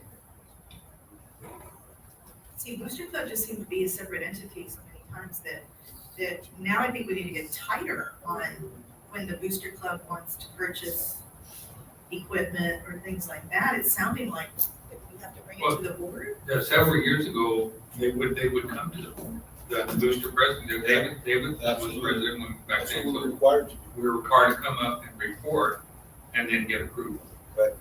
And we need to do that because now that we've reestablished the athletic Booster Club, because we had to dismantle it last year. Right. And now that we're starting a band booster, then we're gonna have to put some provisions that they're gonna need to know that they're gonna need to come here first for approval before they seek purchasing equipment, uniforms, whatever. And when I was president of the Booster Club, we'd have, and Mr. Renales is there, we'd have to have a report of our finances every month was turned in. And the equipment that we purchased, I remember we purchased that blow up, thing that they run through, that stays there. It's still here because it was conditional. There was a mule, which was that tractor. We purchased that for the athletic program. I think it's still there. I'm not too sure. So there was accountability, with boosters, at least with the softball. Well, no, actually, I was all the athletic boosters, that's right. So, yeah, it was everything. So I think we need to, and at the end, the money that was left got dispersed among all the athletic programs. Evenly and equally. Evenly and equally. Right. Then we gave one check, Regardless of the team. one check was made out to every program, so. That just been a while. Thank you for your guidance. I do appreciate the boosters though, because that's a lot of work in itself. It is, absolutely. Money that, that they raise and they work hard to Just need to make sure we're raise. clear with them. I appreciate them doing that and Definitely. taking. So we just want to make sure, Dr. Pitt, I'm sorry, Mr. Mills, we just want to make sure that there's nothing out there that you're aware of any donation, just what's here. Correct. Perfect. Have any of y'all been made aware of anything? No? No? Okay, I haven't either, so just want to make sure we're all not aware. I did get a set of annuals today from 1949, 1950, and 1951. Yearbooks. Let's go back to the registry room. All right, would anyone like to make a motion to adopt the policy, and if so, at what dollar amount? I make a motion that we adopt the policy at $1,000. All right, there's been a motion made For the first reading. to adopt the policy as amended with the red letters on page 86, but the amount be changed from $500 to $1,000. Is there a second? Second. All right, the motion has been made by Mr. Ruiz, seconded by Mr. Pettis. Any further discussion? Can I ask a question? Okay, so for the Booster Club, if they're gonna donate something $1,000 or more, that's when y'all want it brought to the board? Yes. Okay, that's what I'm understanding. All right, Or conditional, for conditional. like $1,000 and it has been made a conditional gift, or it's real property. So it's a clause together. So it'd be $1,000 and it's conditional. So that's the first one that they'd have to bring before the board, or it's real property. Yeah, and nobody's gonna take this. No, real property is real estate. Well, okay. And that's, so, Like a donation. and we have gotten it in the past, from somebody's estate left us. We had the old putt golf place for some reason many years ago. In any event, I digress. All right, any further discussions? If not, all those in favor say aye. Mr. Duval, real quick, Dr. Pettis posed a question if any of us knew of any donations that possibly might be out there, and I said, no, I want to take that back. I do know about it, of a donation that I heard about, just wasn't sure, so I don't want to go on record saying that I didn't know of something. But yes, and we can discuss that possibly in the executive session. All right, motion has been made and seconded. All those in favor say aye. Aye. Any opposition? Motion carries 7-0. The board will now enter into closed session in accordance with the Texas Open Meetings Act, Texas Government Code 551.071 and 551.074 to deliberate and consider the following. A,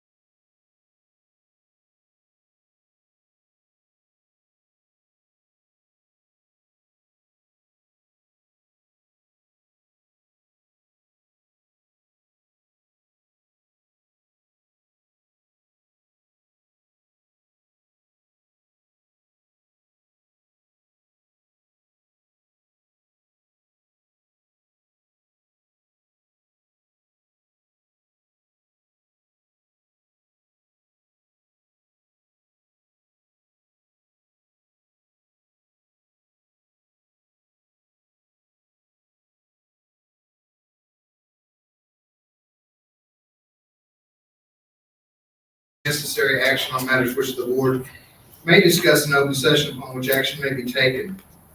We are returning to open session at 9:53 p.m.